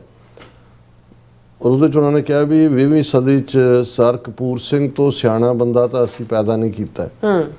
ਫਿਰ ਉਹ ਪਾਰਲੀਮੈਂਟ 'ਚ ਵੀ ਪਹੁੰਚ ਗਿਆ। 1962 'ਚ 5 ਸਾਲ MP ਰਹੇ। ਪਾਰਲੀਮੈਂਟ 'ਚ ਉਹਨਾਂ ਨੇ ਖਲੋ ਕੇ ਤਕਰੀਰਾਂ ਵੀ ਕੀਤੀਆਂ। ਪਰ in the end of the day result ਕੀ ਨਿਕਲਿਆ? ਕਿਉਂਕਿ ਜਦੋਂ ਫੈਸਲੇ ਮੈਜੋਰਿਟੀ ਦੇ ਨਾਲ ਹੁੰਦੇ ਨੇ, ਹਿੰਦੂਆਂ ਦਾ ਮੁਲਕ ਹੈ, ਉਹਨਾਂ ਦੀ ਮੈਜੋਰਿਟੀ ਹੈ, ਉਹ ਜੋ ਮਰਜ਼ੀ ਕਰ। ਔਰ ਇਹ ਉਹਨਾਂ ਜ਼ਮਾਨਿਆਂ ਦਾ ਜ਼ਿਕਰ ਹੈ ਜਦੋਂ ਕਿ ਅਜੇ ਕੋਈ ਜੂਨ 84 ਦਾ ਘੱਲੂਘਾਰਾ ਨਹੀਂ ਸੀ ਹੋਇਆ, ਕੋਈ ਦੂਸਰਾ ਨਹੀਂ। ਔਰ ਈਵਨ ਜਦੋਂ ਪੰਜਾਬ ਰੀਆਰਗਨਾਈਜੇਸ਼ਨ ਬਿੱਲ 1966 ਦੇ ਵਿੱਚ ਜਿਹੜਾ ਪੇਸ਼ ਕੀਤਾ ਗਿਆ, ਜਿਹਦੇ ਥੱਲੇ ਹਰਿਆਣਾ ਪੰਜਾਬ 'ਚੋਂ ਕੱਢਤਾ, ਹਿਮਾਚਲ ਬਣਾਤਾ, ਚੰਡੀਗੜ੍ਹ ਨੂੰ ਜਿਹੜਾ ਉਹ ਕੈਪੀਟਲ ਰੱਖ ਲਿਆ ਸਾਂਝੀ, 52 ਸਾਂਝੀਆਂ ਕੜੀਆਂ, ਹਾਈ ਕੋਰਟ ਸਾਂਝਾ, ਅੱਜ ਵੀ ਪੰਜਾਬ ਹਰਿਆਣਾ ਹਾਈ ਕੋਰਟ ਅਸੀਂ ਕਹਿੰਦੇ ਹਾਂ। ਗਵਰਨਰ, ਉਸ ਜ਼ਮਾਨੇ 'ਚ ਗਵਰਨਰ ਵੀ ਜਿਹੜਾ ਅਸੀਂ ਦੋਨੋਂ ਪਾਸਿਓਂ ਦੇਖਦੇ ਹਾਂ ਕਿ ਵੀ ਕਿਵੇਂ ਇਹਨਾਂ ਦਾ ਪਾਰਟ ਸੀ। ਫਿਰ ਆਰਟੀਕਲ 78, 79, 80 ਉਸ ਪੰਜਾਬ ਰੀਆਰਗਨਾਈਜੇਸ਼ਨ ਬਿੱਲ ਦੇ ਜਿਹੜਾ ਐਕਟ ਬਣਿਆ, ਉਹਦੇ ਥੱਲੇ ਪਾਖੜਾ, ਬਿਆਸ, ਬਨੇਜਵਰ ਤੁਹਾਡੇ ਪਾਣੀਆਂ ਦੇ ਉੱਤੇ ਹੱਕ ਖੋਹ ਲਿਆ ਜੀ। ਸਰ ਕਪੂਰ ਸਿੰਘ ਨੇ ਪਾਰਲੀਮੈਂਟ 'ਚ ਖਲੋ ਕੇ ਕਿਹਾ ਇਟਸ ਏ ਰੋਟਨ ਐਗ, ਇਹ ਗੰਦਾ ਅੰਡਾ ਹੈ ਜੋ ਤੁਸੀਂ ਦੇ ਰਹੇ ਹੋ, ਅਸੀਂ ਰਿਜੈਕਟ ਕਰਦੇ ਹਾਂ। ਪਰ ਹਕੂਮਤ ਤੁਸੀਂ ਜੋ ਮਰਜ਼ੀ ਤੁਹਾਡਾ ਰਾਈਟੀਅਸ ਸਟੈਂਡ ਹੈ, ਕੀ ਕਰੋਗੇ? ਹੁਣ ਉਹੀ ਸਰ ਕਪੂਰ ਸਿੰਘ ਦੀ ਆਪਣੀ ਕਹਾਣੀ, ਉਹਨਾਂ ਨੂੰ ਕਿਵੇਂ ICS ਤੋਂ ਸਸਪੈਂਡ ਕੀਤਾ ਗਿਆ, ਫਿਰ ਡਿਸਮਿਸ ਕੀਤਾ ਗਿਆ। 16 ਸਾਲ ਦੀ ICS ਨੌਕਰੀ ਤੋਂ ਬਾਅਦ ਬਿਨਾਂ ਪੈਨਸ਼ਨ ਤੋਂ। ਔਰ ਉਹਨਾਂ ਨੇ ਲੜਾਈ ਲੜੀ, ਸੁਪਰੀਮ ਕੋਰਟ ਤੱਕ ਲੜੀ ਕਿ ਕਿਵੇਂ ਧੱਕਾ ਹੋ ਰਿਹਾ। ਪਰ ਇਵੈਂਚੁਅਲੀ ਜਦੋਂ ਈਵਨ ਸੁਪਰੀਮ ਕੋਰਟ 'ਚੋਂ ਵੀ ਜਸਟਿਸ ਕੀ ਨਿਕਲਣਾ ਸੀ, ਉਹ ਤਾਂ ਜੋ ਨਹਿਰੂ ਨੇ ਕਹਿਣਾ ਸੀ ਉਹੀ ਉਹਨਾਂ ਨੇ ਕਰਨਾ ਸੀ। ਤੇ ਸਰ ਕਪੂਰ ਸਿੰਘ ਹੋਰਾਂ ਨੇ 70s ਦੇ ਵਿੱਚ ਇਹ ਗੱਲ ਜਦੋਂ ਕਹੀ ਕਿ ਮੁਲਕ ਹਿੰਦੂ ਕਾ, ਰਾਜ ਤਿਕੜੀ ਕਾ, ਗੁਰੂ ਰਾਖਾ ਭਾਈ ਸਿਕੜੇ ਕਾ। ਤਿਕੜੀ ਉਸ ਜ਼ਮਾਨੇ ਦੇ ਵਿੱਚ ਨਹਿਰੂ, ਪਟੇਲ ਤੇ ਪੰਜਾਬ ਦਾ ਗਵਰਨਰ ਚੰਦੂ ਲਾਲ ਤ੍ਰਿਵੇਦੀ ਸੀ। ਅੱਜ ਜੇ ਤਿਕੜੀ ਕਹਿਣੀ ਹੋਏ ਤੇ ਫਿਰ ਉਹ ਮੋਦੀ, ਅਮਿਤ ਸ਼ਾਹ ਤੇ ਅਜੀਤ ਡੋਵਾਲ, ਉਹਨਾਂ ਦੀ ਤਿਕੜੀ ਹੈ। ਸੋ ਇਹ ਗੱਲਾਂ ਤਾਂ 60s 70s ਉਸ ਦੌਰ ਦੇ ਵਿੱਚ ਇਸ ਕਿਸਮ ਦਾ ਰਵੱਈਆ ਸੀ। ਹੁਣ ਤਾਂ ਸਿੱਖਾਂ ਦੇ ਖਿਲਾਫ ਜੂਨ 84 ਦੇ ਪਹਿਲੇ ਹਫ਼ਤੇ ਐਲਾਨੀਆਂ ਜੰਗ ਸ਼ੁਰੂ ਕੀਤੀ ਹੋਈ ਹੈ। ਔਰ ਹਰ ਫਰੰਟ ਦੇ ਉੱਤੇ ਜਿਹੜਾ ਹੈ ਜੋ ਸਿੱਖਾਂ ਦੇ ਨਾਲ ਕਿਸ ਕਿਸਮ ਦੇ ਹਥਿਆਰ ਵਰਤੇ ਜਾ ਰਹੇ ਨੇ। ਹੁਣ ਜਿਹੜਾ ਸਿੱਖ ਇਹ ਸਮਝਦਾ ਹੈ ਕਿ ਦੇਖੋ ਜੀ ਹਥਿਆਰਬੰਦ ਸੰਘਰਸ਼ ਚੋਂ ਕੀ ਨਿਕਲਿਆ, ਕੀ ਕੱਢ ਲਿਆ, ਮੁੰਡੇ ਮਰਵਾ ਲਏ, ਜਮਹੂਰੀਅਤ ਉਹ ਜਮਹੂਰੀਅਤ ਹੈ, ਜਮੂਰੇ ਨੇ ਉੱਥੇ। ਜਿਹੜਾ ਵੀ ਜਾਏਗਾ ਜਾਂ ਤਾਂ ਉਹ ਜਮੂਰਾ ਬਣ ਕੇ ਰਹਿ ਸਕਦਾ, ਅਦਰਵਾਈਜ਼ ਉਹਦੇ ਲਈ ਜੇਲ੍ਹ ਹੈ। ਹੁਣ ਭਾਈ ਅੰਮ੍ਰਿਤਪਾਲ ਸਿੰਘ 18 ਸਾਲਾਂ ਦਾ ਨੌਜਵਾਨ ਦੁਬਈ ਚਲਾ ਗਿਆ, 10 ਸਾਲਾਂ ਬਾਅਦ ਮੁੜਿਆ ਇੱਕ ਨਵੇਂ ਜੋਸ਼ ਦੇ ਨਾਲ, ਇੱਕ ਨਵੇਂ ਥਾਟ ਦੇ ਨਾਲ ਆਪਣੇ ਪੰਜਾਬ ਦੇ ਨੌਜਵਾਨਾਂ ਨੂੰ ਦੇਖਿਆ ਕਿ ਭਾਈ ਡਰੱਗਸ ਦੇ ਵਿੱਚ ਜਾ ਰਹੇ ਨੇ। ਬਾਹਰ ਜਦੋਂ ਤੁਸੀਂ ਮੁਲਕ ਤੋਂ ਨਿਕਲਦੇ ਹੋ ਤੁਹਾਨੂੰ ਸਮਝ ਆਉਂਦੀ ਹੈ ਕਿ ਵੀ ਚੱਲ ਕੀ ਰਿਹਾ। ਇਹੀ ਕਾਰਨ ਹੈ ਵੀ ਬਾਹਮਣਾਂ ਨੇ ਇਹ ਅਸੂਲ ਬਣਾ ਦਿੱਤਾ ਸੀ ਵੀ ਜਿਹੜਾ ਸਮੁੰਦਰ ਪਾਰ ਗਿਆ, ਮੁਲਕ ਭਾਰਤ ਖੰਡ ਚੋਂ ਨਿਕਲਿਆ, ਉਹ ਮਲੇਛ, ਉਹਨੂੰ ਵਾਪਸ ਬਰਾਦਰੀ 'ਚ ਨਹੀਂ ਆਉਣ, ਕਿਉਂਕਿ ਉਹਨਾਂ ਨੂੰ ਸੀ ਵੀ ਜਿਹੜਾ ਬਾਹਰ ਜਾਏਗਾ ਫਰੈਸ਼ ਥਾਟ ਉਹਦੇ 'ਚ ਆਉਣਗੇ ਔਰ ਉਹ ਮੁੜ ਕੇ ਉਹਨੂੰ ਗੁਲਾਮ ਨਹੀਂ ਬਣਾਇਆ ਜਾ ਸਕਦਾ। ਉਹ ਜਿਹੜਾ ਇੱਕ ਫਰੈਸ਼ ਥਾਟ ਸਿਨਰਜੈਸਿਕ ਇਫੈਕਟ ਪੈਦਾ ਕਰਨਗੇ। ਅੰਮ੍ਰਿਤਪਾਲ ਸਿੰਘ ਦੀਆਂ ਗਲਤੀਆਂ ਆਪਣੀ ਥਾਂ, ਪਰ ਇੱਕ ਭਾਵਨਾ ਨਾਲ ਅੰਮ੍ਰਿਤ ਛਕ ਕੇ ਇੱਕ ਮੁਹਿੰਮ, ਖਾਲਸਾ ਮੁਹਿੰਮ, ਨਸ਼ਾ ਛਡਾਓ, ਦੂਸਰੇ ਤੀਸਰੇ, ਔਰ ਉਹ ਇੱਕਦਮ, ਕਿਉਂਕਿ ਪੰਜਾਬ ਦੇ ਵਿੱਚ ਇੱਕ ਵੱਡਾ ਵਾਇਡ ਹੈ, ਇੱਕ ਵੱਡਾ ਗੈਪ ਹੈ।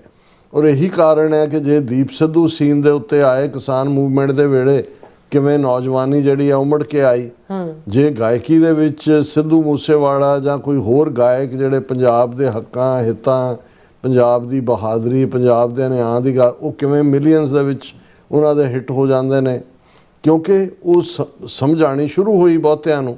ਔਰ ਦੀਪ ਸਿੱਧੂ ਦੀ ਹੀ ਬਣਾਈ ਵਾਰਿਸ ਪੰਜਾਬ ਦੇ ਥੱਲੇ ਅੰਮ੍ਰਿਤਪਾਲ ਸਿੰਘ ਉਸ ਪਲੇਟਫਾਰਮ ਤੋਂ ਲਾਂਚ ਹੋਏ, ਬਹੁਤ ਪੋਪੂਲੈਰਿਟੀ ਮਿਲੀ। ਜਿਵੇਂ ਹੁੰਦਾ ਹੈ ਕਿ ਵੀ ਕਈ ਵਾਰ ਉਹ ਤੁਹਾਡੇ ਤੋਂ ਪੋਪੂਲੈਰਿਟੀ ਵੀ ਹੈਂਡਲ ਨਹੀਂ ਹੁੰਦੀ, ਜਾਂ ਵਾਸ ਟੂ ਯੰਗ, 28 29 30 ਸਾਲ ਦਾ ਜਦੋਂ ਏਜੰਸੀਆਂ ਕਿਸੇ ਦੇ ਨਾਲ ਲੱਗ ਗਈਆਂ ਹੁੰਦੀਆਂ ਨੇ, ਉਹਨਾਂ ਦੀ ਖੇਡ ਹੋਰ ਹੁੰਦੀ ਹੈ। ਉਸ ਵਾਇਲੈਂਸ ਦਾ ਜਿਹੜਾ ਸਹਾਰਾ ਬਣਾ ਕੇ ਇੱਕ ਬਿਗ ਚੇਜ਼ ਦੇ ਕੇ ਗ੍ਰਿਫਤਾਰ ਕਰਕੇ ਉਹਨਾਂ ਨੂੰ, ਉਹਨਾਂ ਦੇ ਸਾਥੀਆਂ ਨੂੰ ਜਿਹੜਾ ਉਹ ਚੱਕਿਆ, ਤੇ ਉਹ 2200 ਕਿਲੋਮੀਟਰ ਦੂਰ ਡਿਬਰੂਗੜ੍ਹ ਅਸਾਮ, ਨਵਾਂ ਕਾਲਾ ਪਾਣੀ ਜਿਹੜਾ ਇਹਨਾਂ ਨੇ ਲੱਭ ਲਿਆ, ਉੱਥੇ ਰੱਖ ਦਿੱਤਾ। ਬਾਕੀਆਂ ਦਾ ਨਾਲ ਕੀ ਵਾਪਰਿਆ, ਕੌਣ ਹੈ, ਕਿਹਦੀ ਜ਼ਮਾਨਤ ਹੋਈ, ਕਿੰਨੀ ਦੇਰ ਉੱਥੇ ਰੱਖੇ, ਕੁਛ ਆ ਗਏ। ਹੁਣ ਜਿਨ੍ਹਾਂ ਨੇ ਸੋਚਿਆ ਕਿ ਵੀ ਦੇਖੋ ਇਹ ਹੋ ਤਾਂ ਧੱਕਾ ਰਿਹਾ, ਲੋਕਾਂ ਨੂੰ ਵੀ ਪਤਾ ਧੱਕਾ, ਵੀ ਕਿਉਂ ਨਾ ਡਿਬਰੂਗੜ੍ਹ ਜੇਲ੍ਹ 'ਚ ਹੁੰਦਿਆਂ ਅੰਮ੍ਰਿਤਪਾਲ ਸਿੰਘ ਨੂੰ MP ਦੇ ਲਈ ਖੜਾ ਕਰ ਦਿੱਤਾ ਜਾਏ। ਖੜਾ ਕਰ ਦਿੱਤਾ, ਸਾਰਾ ਕੰਟਰੋਵਰਸ਼ੀਅਲ ਹੋਇਆ। ਕੁਛ ਨੇ ਇਹ ਵੀ ਕਿਹਾ ਜੀ ਕਿੱਥੇ ਆਜ਼ਾਦ ਦੇਸ਼ ਤੇ ਫਲਾਣਾ ਢਿਮਕਾ ਗੱਲ ਕਰਦੇ ਸੀ, ਹੁਣ ਉਹ ਭਾਰਤੀ ਸੰਵਿਧਾਨ ਦੀ ਸਹੁੰ ਚੁੱਕ ਲਈ ਔਰ ਉਹਨੂੰ ਕਰ ਲਿਆ। ਇਹ ਡਿਬੇਟ ਵੀ ਪਾਸੇ ਰੱਖ, 2 ਲੱਖ ਤੋਂ ਜ਼ਿਆਦਾ ਵੋਟਾਂ ਮਿਲੀਆਂ, ਮੋਦੀ ਤੋਂ ਵੀ ਜ਼ਿਆਦਾ ਫਰਕ ਨਾਲ। ਹੁਣ ਜਿਨ੍ਹਾਂ ਨੇ ਵੋਟਾਂ ਪਾਈਆਂ ਵੀ ਔਰ ਜਿਹੜੇ ਬਹੁਤੇ ਸੀ, ਉਹਨਾਂ ਨੂੰ ਸੀ ਕਿ ਵੀ ਸ਼ਾਇਦ ਬਹੁਤੇ ਤਾਂ ਇਹ ਸਮਝਦੇ ਸੀ ਕਿ ਜੀ ਇਹ ਜਿਵੇਂ ਆਟੋਮੈਟਿਕ ਹੁੰਦਾ ਜਿਹੜਾ ਇਲੈਕਟ ਹੋ ਜਾਏ, ਉਹ ਉਦੋਂ ਵੀ ਅਸੀਂ ਕਿਹਾ ਸੀ ਵੀ ਇਹ ਜਿਹੜਾ ਉਹ ਜਿਹੜੇ ਅੰਦਰੋਂ ਆਉਂਦੇ ਨੇ ਉਹ ਕੋਈ ਨਾ ਕੋਈ ਗੇਮ ਹੋਏ ਤਾਂ ਹੀ ਆਉਂਦਾ, ਉਹਨਾਂ ਨੂੰ ਨਿਕਲਣ ਦਿੰਦੇ ਨੇ। ਅਦਰਵਾਈਜ਼ ਤੇ ਜਾਂ ਲੋਕਾਂ ਦਾ ਰੋਹ ਇੰਨਾ ਕੁ ਹੋਏ ਕਿ ਭਾਈ ਉਹਨੂੰ ਤੁਸੀਂ ਅੰਦਰ ਰੱਖ ਹੀ ਨਹੀਂ ਸਕਦੇ। ਉਹ ਵੀ ਡਿਵੈਲਪ ਨਹੀਂ, ਉਹ ਤਾਂ ਸਾਡਾ ਜਿਹੜਾ ਕੋਈ ਅੱਖੋਂ ਦੂਰ ਹੁੰਦਾ ਅਸੀਂ ਉਹਨੂੰ BJP ਦਾ ਏਜੰਟ ਬਣਾ ਦਿੰਦੇ ਹਾਂ, ਕਾਂਗਰਸੀ ਬਣਾ ਦਿੰਦੇ ਹਾਂ। ਦੂਜਾ ਨਤੀਜੇ ਦੇ ਤੌਰ 'ਤੇ ਹੁਣ 2024 ਦੇ ਵਿੱਚ ਚੋਣਾਂ ਹੋ ਕੇ ਹਟੀਆਂ ਨੇ, 2026 ਅਸੀਂ ਅਪ੍ਰੈਲ 'ਚ ਪਹੁੰਚ ਗਏ ਹਾਂ। ਡਿਬਰੂਗੜ੍ਹ ਜੇਲ੍ਹ 'ਚ ਪਾਰਲੀਮੈਂਟ ਦੇ ਸੈਸ਼ਨ 'ਚ ਪਾਰਟਿਸਪੇਸ਼ਨ ਲਈ ਉਹਨਾਂ ਦੇ ਵਕੀਲ ਹਾਈ ਕੋਰਟ ਤੋਂ ਸੁਪਰੀਮ ਕੋਰਟ ਤੱਕ ਕਿ ਭਾਈ ਘੱਟੋ ਘੱਟ ਪੈਰੋਲ 'ਤੇ ਮੈਂਬਰ ਪਾਰਲੀਮੈਂਟ ਹੈ, 4-5 ਲੱਖ ਲੋਕਾਂ ਨੂੰ ਰਿਪਰੈਜ਼ੈਂਟ ਕਰਦਾ ਹੈ, ਉਹਨਾਂ ਦੇ ਮਸਲੇ ਨੇ, ਫਲੱਡ ਵੀ ਆਏ ਉਹਨਾਂ ਦੇ, ਉਹਦੇ 'ਚ ਸੁਪਰੀਮ ਕੋਰਟ ਕਿਹਾ ਜੀ ਹਾਈ ਕੋਰਟ ਕੋਲ ਜਾਓ, ਹਾਈ ਕੋਰਟ ਜਾਏ। ਹੁਣ NSA ਲਾਇਆ, ਕੋਈ ਕੇਸ, ਕੋਈ ਟਰਾਇਲ ਵੀ ਨਹੀਂ ਹੈ ਚੱਲ ਰਿਹਾ। ਹੁਣ ਇਸ ਸਭ ਦੇ ਵਿੱਚ ਲਾਸਟ ਜਿਹੜੀ ਹੈ ਅਪੀਲ ਪੈਰੋਲ ਦੀ ਪਾਈ ਹੋਈ ਸੀਗੀ ਕਿ ਭਾਈ ਤੁਸੀਂ ਪਾਰਲੀਮੈਂਟ ਲਈ ਸੈਸ਼ਨ ਦੇ ਲਈ ਕਰੋ। ਸੁਪਰੀਮ ਕੋਰਟ ਨੇ ਕਿਹਾ ਕਿ ਜੀ ਹਾਈ ਕੋਰਟ 'ਚ ਜਾਓ। ਹੁਣ ਅੱਜ ਜਿਹੜੀ ਮੇਨ ਖਬਰ ਹੈ ਇਸ ਸਾਰੇ ਨੂੰ ਲੈ ਕੇ ਕਿ ਹਾਈ ਕੋਰਟ ਨੇ ਕਿਹਾ ਜੀ ਕਿ ਸਾਡੇ ਕੋਲ ਜੁਡੀਸ਼ੀਅਲ ਪਾਵਰ ਹੀ ਨਹੀਂ ਹੈ, ਜੇ ਜਿਹੜਾ ਉਹ ਨੈਸ਼ਨਲ ਸਿਕਿਉਰਿਟੀ ਨੂੰ ਖਤਰਾ ਹੈ ਔਰ ਉਹਨਾਂ ਦੇ ਉੱਤੇ NSA ਲਾਇਆ ਹੋਇਆ, ਤੇ ਅਸੀਂ ਜਿਹੜਾ ਉਹਦੀ ਕੋਈ ਜੁਡੀਸ਼ੀਅਲ ਰਿਵਿਊ ਹੀ ਨਹੀਂ ਕਰ ਸਕਦੇ। ਕਲੀਅਰ ਐਜ਼ ਡੇ ਲਾਈਟ ਹਾਈ ਕੋਰਟ ਕਹਿੰਦਾ ਵੀ ਜਿਵੇਂ ਸੂਰਜ ਦੀ ਰੋਸ਼ਨੀ ਸਾਹਮਣੇ ਹੈ, ਇਵੇਂ ਇਹ ਕਲੀਅਰ ਹੈ ਅੰਮ੍ਰਿਤਪਾਲ's NSA detention immune from judicial review. ਇਹਦਾ ਜੁਡੀਸ਼ੀਅਲ ਰਿਵਿਊ ਹੋ ਹੀ ਨਹੀਂ ਸਕਦਾ। ਸੋ ਚਲੋ ਗੱਲ ਹੀ ਉਹਨਾਂ ਨੇ ਮੁਕਾ ਦਿੱਤੀ। ਔਰ ਉਹਦੇ 'ਤੇ ਫਿਰ ਜਿਹੜੀਆਂ ਟਿੱਪਣੀਆਂ ਨੇ ਹਾਈ ਕੋਰਟ ਦੀਆਂ ਕਿ ਜੀ ਦੇਖੋ ਇੰਨਾ ਖਤਰਾ, ਜੇ ਡਿਸਟ੍ਰਿਕਟ ਮੈਜਿਸਟ੍ਰੇਟ ਕਹਿ ਰਿਹਾ ਕਿ ਜੇ ਆ ਗਿਆ ਰਿਲੀਜ਼ ਤਾਂ ਦੂਰ ਦੀ ਗੱਲ, ਪੰਜਾਬ ਦੀ ਜੇਲ੍ਹ 'ਚ ਵੀ ਨਹੀਂ ਆਉਣ ਦੇ ਰਹੇ। ਉਹ ਵੀ ਸਟੇਟ ਕਹਿ ਰਹੀ ਵੀ ਉਹ ਬਹੁਤ ਖਤਰਾ ਹੋ ਜਾਣਾ ਉਹਨਾਂ ਦਾ। ਔਰ ਦੂਸਰਾ ਦੇਖੋ ਮੈਂ ਕਿਹਾ ਵੀ ਇਹ ਹੈ, ਜੇ ਅਜੇ ਵੀ ਸਾਡੇ ਲੋਕਾਂ ਨੂੰ ਇਹ ਸਮਝ ਨਹੀਂ ਹੈ ਵੀ ਗੁਲਾਮੀ ਕਿਹਨੂੰ ਕਹਿੰਦੇ ਨੇ, ਤਾਂ ਫਿਰ ਜਿਹੜਾ ਉਹਦੇ 'ਚੋਂ ਅਸੀਂ ਕੀ ਕੱਢ ਸਕਦੇ ਹਾਂ। ਬਿਲਕੁਲ ਰਾਜ ਸਾਹਿਬ, ਤੁਹਾਡਾ ਬਹੁਤ ਸ਼ੁਕਰੀਆ। ਸੋਨ ਆਪਾਂ ਜਿਹੜੇ ਵਿਊਅਰਸ ਵੈਸੇ ਨਹੀਂ ਬੁਲਾਉਣ ਜਾ ਰਹੇ ਹਾਂ। ਸੋਨਮਲ ਜੀ ਸਾਡੇ ਪਹਿਲੇ ਵਿਊਅਰ ਨੇ, ਸਾਨੂੰ ਫਤਿਹ ਬੁਲਾਉਂਦੇ ਨੇ। ਵਾਹਿਗੁਰੂ ਜੀ ਕਾ ਖਾਲਸਾ ਵਾਹਿਗੁਰੂ ਜੀ ਕੀ ਫਤਿਹ। ਔਰ ਇਸੇ ਤਰ੍ਹਾਂ ਆਰਐਫਐਮ ਜਿਹੜੇ ਨੇ ਉਹ ਕਹਿੰਦੇ ਆ watch your programme every day with my all family. So ਫਿਰ ਇਸੇ ਤਰ੍ਹਾਂ ਕਹਿੰਦੇ ਨੇ ਕਿ ਬਹੁਤ ਸ਼ੁਕਰੀਆ, ਅਸਲਾਮ ਵਾਲੇਕਮ ਕਹਿੰਦੇ ਨੇ। ਵਾਲੇਕਮ ਸਲਾਮ ਜੀ ਸਾਰੀ ਫੈਮਿਲੀ ਨੂੰ ਔਰ ਤੁਹਾਨੂੰ ਵੀ। ਸੋ ਟੀਸੀ ਜੀ ਵੀ ਉਹ ਵੀ ਫਤਿਹ ਬੁਲਾਉਂਦੇ ਨੇ ਔਰ ਕਹਿੰਦੇ ਤੁਹਾਡਾ ਧੰਨਵਾਦ ਹੈ doctor Sahib and Neelam ji. ਫਿਰ ਨਾਲ ਹੀ ਕਹਿੰਦੇ ਨੇ ਖਾਲਸਾ ਜ਼ਿੰਦਾਬਾਦ ਔਰ ਕਹਿੰਦੇ ਪਾਕਿਸਤਾਨੀ ਬ੍ਰਦਰਸ ਐਂਡ ਸਿਸਟਰਸ ਨੂੰ ਵੀ ਸਲਾਮ ਕਹਿੰਦੇ ਨੇ। ਸਲਾਮ ਹਾਂਜੀ। ਔਰ ਫਿਰ ਇਸੇ ਤਰ੍ਹਾਂ ਸਾਡੇ ਕੋਲ ਮੁਹੰਮਦ ਜਾਕੂਬ ਜੀ ਆ ਰਹੇ ਕਹਿੰਦੇ ਵੈਲਕਮ ਡਾਕਟਰ ਸਾਹਿਬ और मिस नीलम प्लीज़ डॉक्टर साहब खालिस्तान हासिल करने के लिए कहते कोशिश करें, रेफरेंडम तो हो चुका है, खालिस्तान भी बन जाना चाहिए। लव खालसा कहते खालिस्तान। बिल्कुल बिल्कुल। और शरदा सिंह जी भी और जसकीत सिंह जी भी और मोहम्मद जाकूब जी कहते हैं कि दुनिया का दस्तूर नहीं, दुनिया का दस्तूर खून का बदला खून। और फिर कहते ज़िंदगी रही तो 25 अप्रैल खालिस्तान डे परेड मैनहट्टन में होने जा रही है। पूरी कोशिश करूँगा और लंगर भी खाऊँगा इंशाअल्लाह। ਜ਼ਰੂਰ ਹਾਜ਼ਰੀ ਪਰ ਆਉਣ। ਤੁਹਾਡੀ ਲੌਂਗ ਡਿਊ ਹੋ ਗਈ ਹੈ ਹਾਜ਼ਰੀ। ਹਾਂਜੀ ਕਹਿੰਦੇ ਮੇਰੀ ਤਬੀਅਤ ਵੈਸੇ ਠੀਕ ਨਹੀਂ ਹੈਗੀ, ਵੈਸੇ ਕੋਸ਼ਿਸ਼ ਕਰਾਂਗਾ। और कहते कश्मीरी और पंजाबी पाकिस्तानी मैनहट्टन की खालिस्तानी डे परेड में क्यों नहीं शरीक होते। ਇਹ ਤਾਂ ਹੁਣ ਤੁਸੀਂ ਉਹਨਾਂ ਨੂੰ ਹੀ ਪੁੱਛ ਕੇ ਦੱਸ ਸਕਦੇ ਹੋ। हाँ जी। फिर कहते हैं कि खालिस्तान डे परेड में एक फ्लोट कश्मीरियों का और होना चाहिए और एक फ्लोट कहते पाकिस्तान का होना चाहिए। मोस्ट वेलकम ਉਹਨਾਂ ਨੂੰ ਪਾਰਟਿਸਿਪੇਟ ਕਰਨਾ ਚਾਹੀਦਾ ਹੈ। प्लीज डॉक्टर साहब कहते कोशिश करो कि प्लीज इंडिया पागल हो जाएगा ऐसे करने के। और फिर खालिस्तानी फौजी जड़े ने खालिस्तान जिंदाबाद कहते हैं और फतेह भी बुलाते ने। और मोहम्मद जाकूब जी कहते हैं कि मेरी तबीयत कहते ठीक नहीं है, सो वरना मैं परेड में ज़रूर आता। और जड़ा अपना कहते खालिस्तान का भी फ्लैग ते पाकिस्तान का भी कहते उठाकर परेड में कहते जरूर अपना ध्यान रखो। रब तुहानू सलामत बिल्कुल रखे और तुहाडी सेहतयाबी दे लई असीं दुआ गवा। और फिर कहते हैं कि खालसा फौज जिंदाबाद, पाक फौज जिंदाबाद एंड कश्मीरी फौज जी है कहते जिंदाबाद। और इसी तरह फिर बसरा जी भी वो भी सानू फतेह बुलाते हैं, खालसा जिंदाबाद कहते हैं। और नाल ही साडे कोल शायद जवाल जी ने वो भी कहते हैं कि great analysis with the historical background information, best Punjabi analysis on current affairs. बहुत शुक्रिया वैसे। और टोनी टीन साहब जी जड़े सानू फतेह बुलाते हैं। मोहम्मद जाकूब जी कहते जी जी बिल्कुल साउथ इंडिया भी आज़ाद होगा। हाँ जी। और तामिल हाँ जी, 20 टुकड़े घट्टो घट्ट होने ने। हाँ जी, सोवियत यूनियन वांग बिल्कुल। और फिर इसी तरह आप TV 84 USA ते भी चलते हैं, उत्थे भी देखते हैं साडे व्यूअर्स ਦੇ ਕਮੈਂਟਸ ਜਿਹੜੇ ਨੇ। ਸਾਡੇ ਕੋਲ ਪਹਿਲੇ ਵਿਊਅਰ ਨੇ ਸਾਡੇ ਇਹਦੇ ਵਿੱਚ। ਇੱਕ ਮਿੰਟ ਅਪੀਅਰ, ਹਾਂਜੀ ਹੋ ਗਿਆ ਅਪੀਅਰ। ਔਰ ਧਰਮ ਸਿੰਘ ਜੀ ਸਾਡੇ ਪਹਿਲੇ ਵਿਊਅਰ ਨੇ, ਸਾਨੂੰ ਫਤਿਹ ਬੁਲਾਉਂਦੇ ਨੇ। ਬਹੁਤ ਸ਼ੁਕਰੀਆ ਧਰਮ ਸਿੰਘ ਹੋਰੀ, ਸਭ ਤੋਂ ਪਹਿਲਾਂ ਆਉਣ ਵਾਲਿਆਂ ਨੇ, ਜਿਵੇਂ ਸੋਹਣ ਸਿੰਘ ਮਾਲ ਦੂਜੇ ਪਾਸੇ ਆਉਂਦੇ ਨੇ। ਹਾਂਜੀ। ਫਿਰ ਇਸੇ ਤਰ੍ਹਾਂ ਸਾਡੇ ਕੋਲ ਖਾਲਸਾ ਦੇਸ਼ ਪੰਜਾਬ ਜੀ ਵੀ ਉਹ ਵੀ ਨੇ, ਔਰ ਸਤਨਾਮ ਸਿੰਘ ਜੀ ਵੀ, ਔਰ ਗੁਰਵਿੰਦਰ ਮਾਨ ਜੀ ਵੀ, ਹਰਮਨ ਪੰਨੂ ਜੀ ਵੀ, ਜਸਬੀਰ ਬਰਾੜ ਜੀ ਵੀ, और आल अबाउट ट्रूथ सिखिज्म जी भी, और कुलदीप कौर जी भी, इंदरजीत सिंह जी संधू जी भी वो भी ने, ब्रह्मलीन पिंदर जी भी, और नुपा जी भी, और गुरप्रकाश सिंह जी भी, राजविंदर कौर जी भी, और फिर इस तरह इंदरजीत कौर जी भी, और पाल सिंह जी भी, मिश्रा सिंह जी भी, और नुपा सिंह जी भी। ये कहते हैं कि डॉक्टर साहब जी किन्ने भी कानून बना लैन हमेशा कमज़ोरां नूं ही मारदे ने, ये खुदरत नहीं। हाँ बिल्कुल बिल्कुल, इंसाफ तो कितों मिलना है ਤੁਹਾਨੂੰ। बिल्कुल, सब का बहुत बहुत शुक्रिया। सो इस अपने व्यूअर्स को लेने इजाजत। व्यूअर्स सारे प्रोग्राम का समा इत्थे मुकदा। तुसीं अपनी राय ते सुझाव सानू भेजना भुलना साडे इस पते ते SOS@tv84.tv ते असीं अपना प्रोग्राम लैके फिर दोबारा तुहाडे सन्मुख होवांगे। तद तक ले मैनू ते अपना सुना गया तो देखते रहो TV 84 फतेह। वाहिगुरू जी का खालसा, वाहिगुरू जी की फतेह। रब राखा।